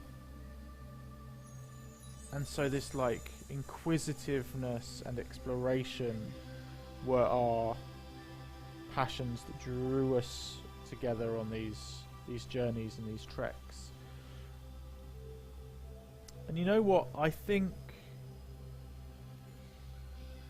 we both still hold that. I just don't think either of us really manifest it anymore. That even me and my getting away from it all and moving into this woodland, I've lost a little bit of the passion of the exploration. Maybe that's because it's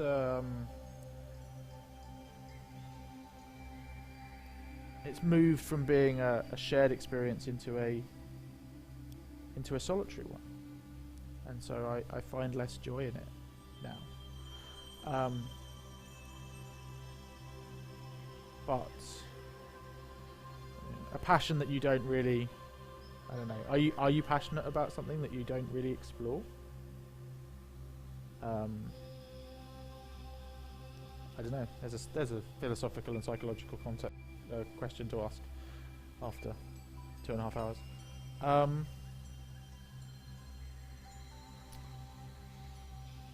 I crossed one more line. This is my final line, and I'm basically ready to put my friend's house speed on. A meal. Oh, perfect. The two of you could easily lose hours at the dinner table, laughing and talking long after the last crumbs had been cleaned off your plate. You would switch off on dinner hosting duties, but the person that cooked would never be the person that cleaned. What was the last meal you shared with your friend?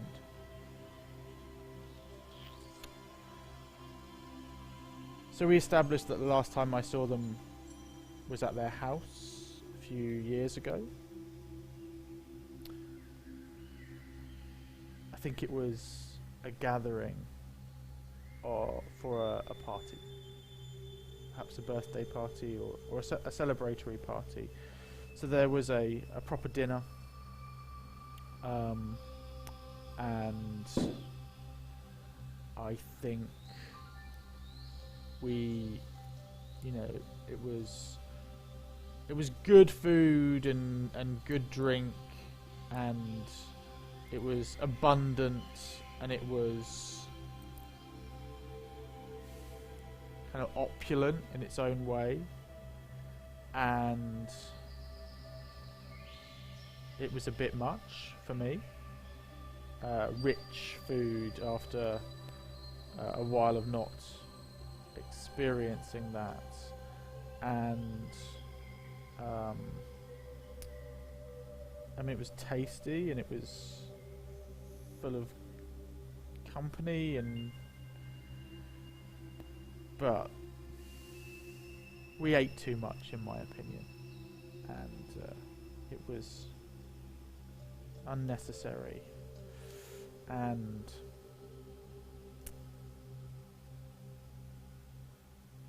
I felt, I think I just sort of added to that sense of like feeling slightly out of place.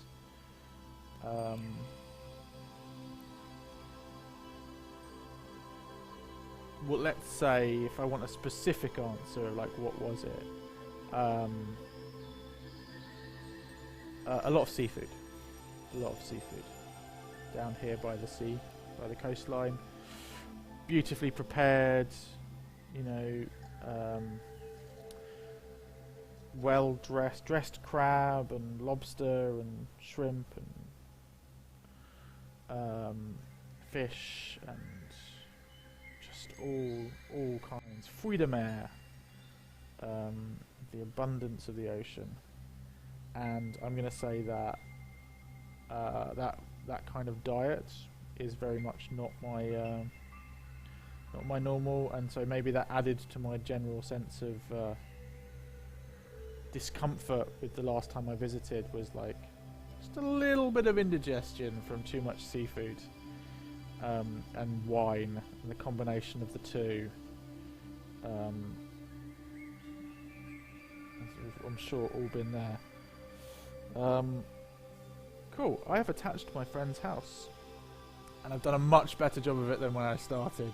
So I'm feeling kind of smug about that. I'm going to pull an ending card, however. An ending, and there are 4 different endings.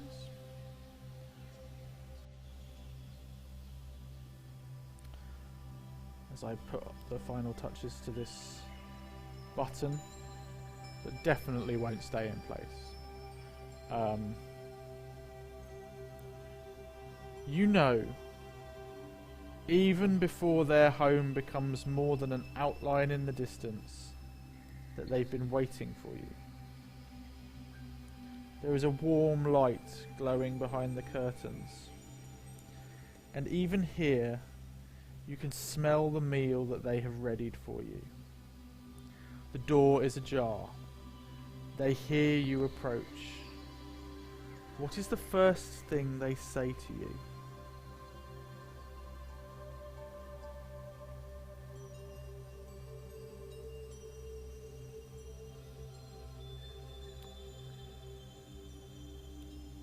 Oh.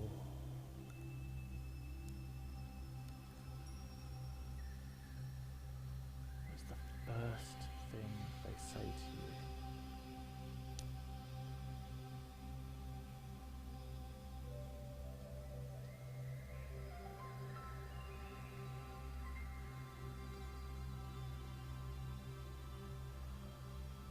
I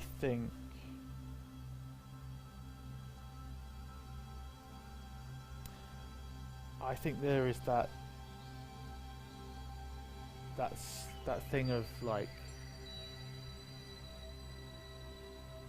old friends long parted, especially old friends from your childhood,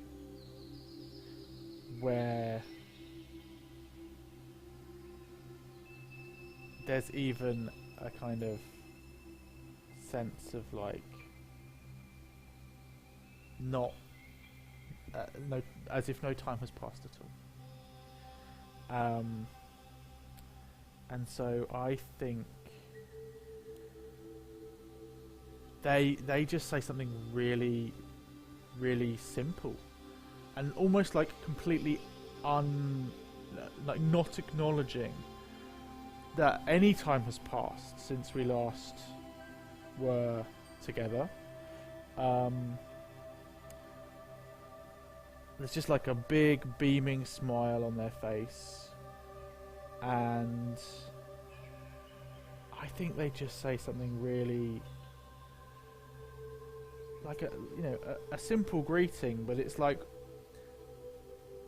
the kind of greeting that you give to someone that you haven't seen since yesterday, not the kind of greeting that you save up for someone you haven't seen in years. There's almost like a kind of like, "Watcher, you're right. Have seen anything interesting?" Just an everyday conversational element to the question. And immediately, like any of the concerns or the worries that I might have had about how what happened in the past, or what happened last time I visited them, just evaporate, in that moment of being like, first of all, just joyful for seeing my friend, because I haven't seen them for so long, but also just the joy of the like the normality of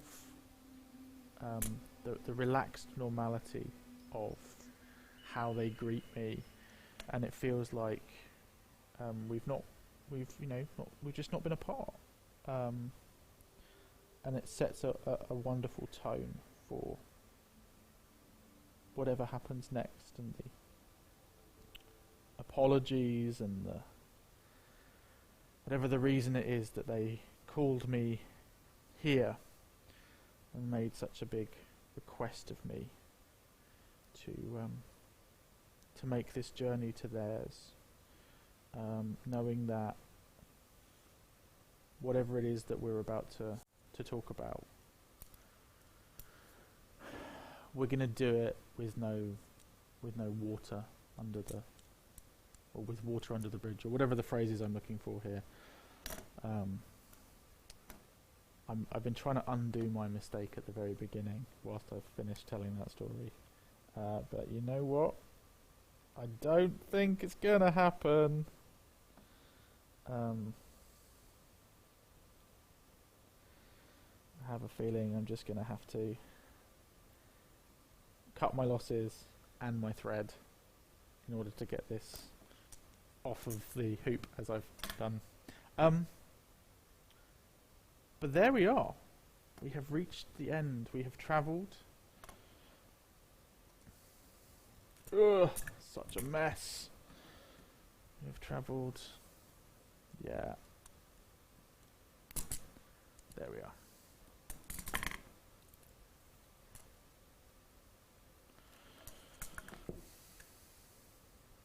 Across our map. Starting up here at our house, we've still got the southern symbol, or the tiny little S that I did really early on up here to mark our compass, and I might go round and through that now and go back over it. Now I've got my arm working properly, and do this a bit better, and then maybe even the other points on the compass, just so that they're all there. But yeah, we've started up here at our big mess of blue thread and stick there, and just passed along through the forest and over the bridge where we stopped and had a rest and went to the water. Past here where we thought about our strange gift that we once tried to give and then changed our minds.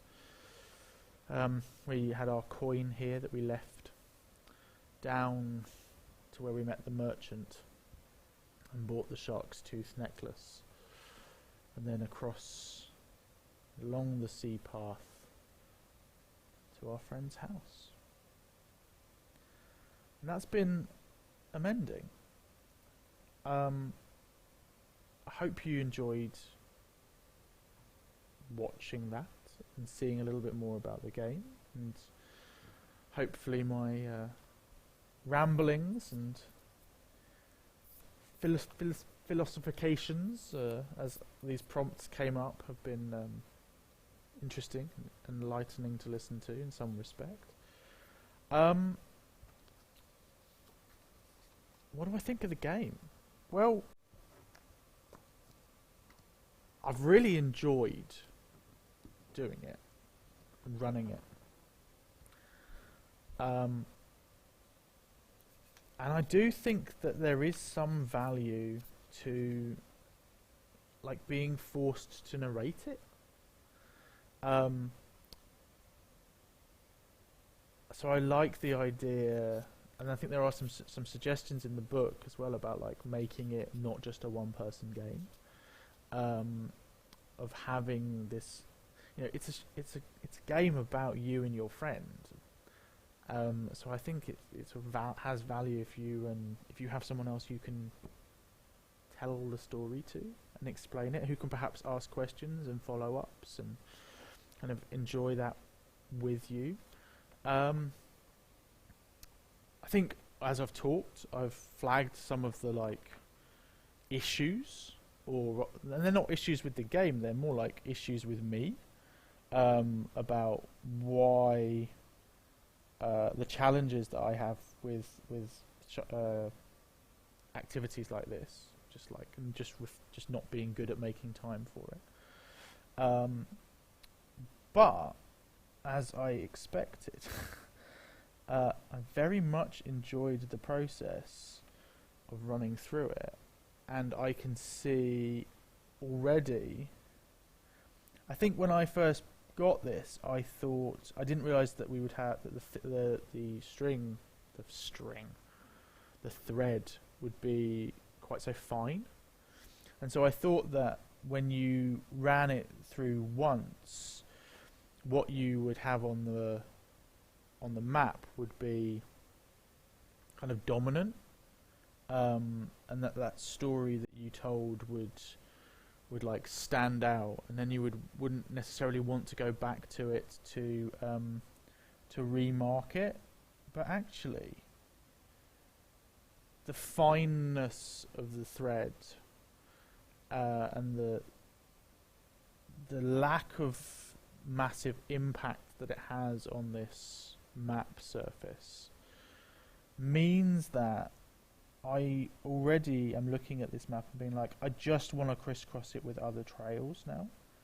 I want to start in almost every square and head to the opposite side of the board and run this again and again. And I think if you were to add on lots of beads and baubles and bits, that might not be the case. But if you are comfortable, especially if you're good at actual embroidery, and you can do more than I did, which is a couple of little bits of hanging off twine, a star, a circle, and a mess, you could have so much fun just at each of those locations, stopping and illustrating directly onto the fabric what it is that you wanted to tell in that moment, and then for me that then means that the object that you have at the end of it is even more potentially functional, because if I was to hang loads of like beads and buttons and dangly things and gewgaws and whatever off of this, I would then probably not want to wear it because I would be worried that I was going to rip that stuff off. But if it was beautifully embroidered, when it's beautifully embroidered, I genuinely would wear this as like a neck scarf or something like that. So I think it's a wonderful game, or like a journaling type game for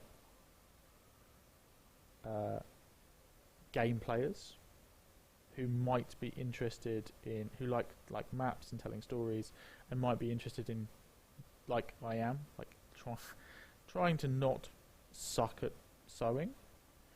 And I think it's also a wonderful game for people who do enjoy that as an activity, as a thing that they already do, as a way of introducing them perhaps to the idea of a solo RPG or a storytelling based game, to be like, here's a slightly more active thing you can do as you sew. So I would definitely recommend this, and I can think of like 3 or 4 people in my life who I should give this to.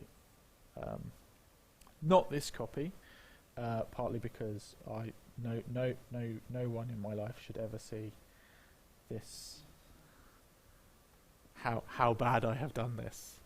But I would definitely buy some other versions and gift them to people who I know who are like really into sewing and don't necessarily consider themselves to be games people or role-play game type things. And a couple of people who I know are RPG people who I think would really vibe with this as well. Who I know have like explored a bit of needlepoint. So that is Mending. You can, as I said, find it on Shinginko's website, shinko.com. The link will be in the YouTube video when it goes up in a few weeks' time. Otherwise, we'll link to it through our social media pages. And you can buy it online there and find out more about all of the other work that she has made as well. Much of which is beautiful.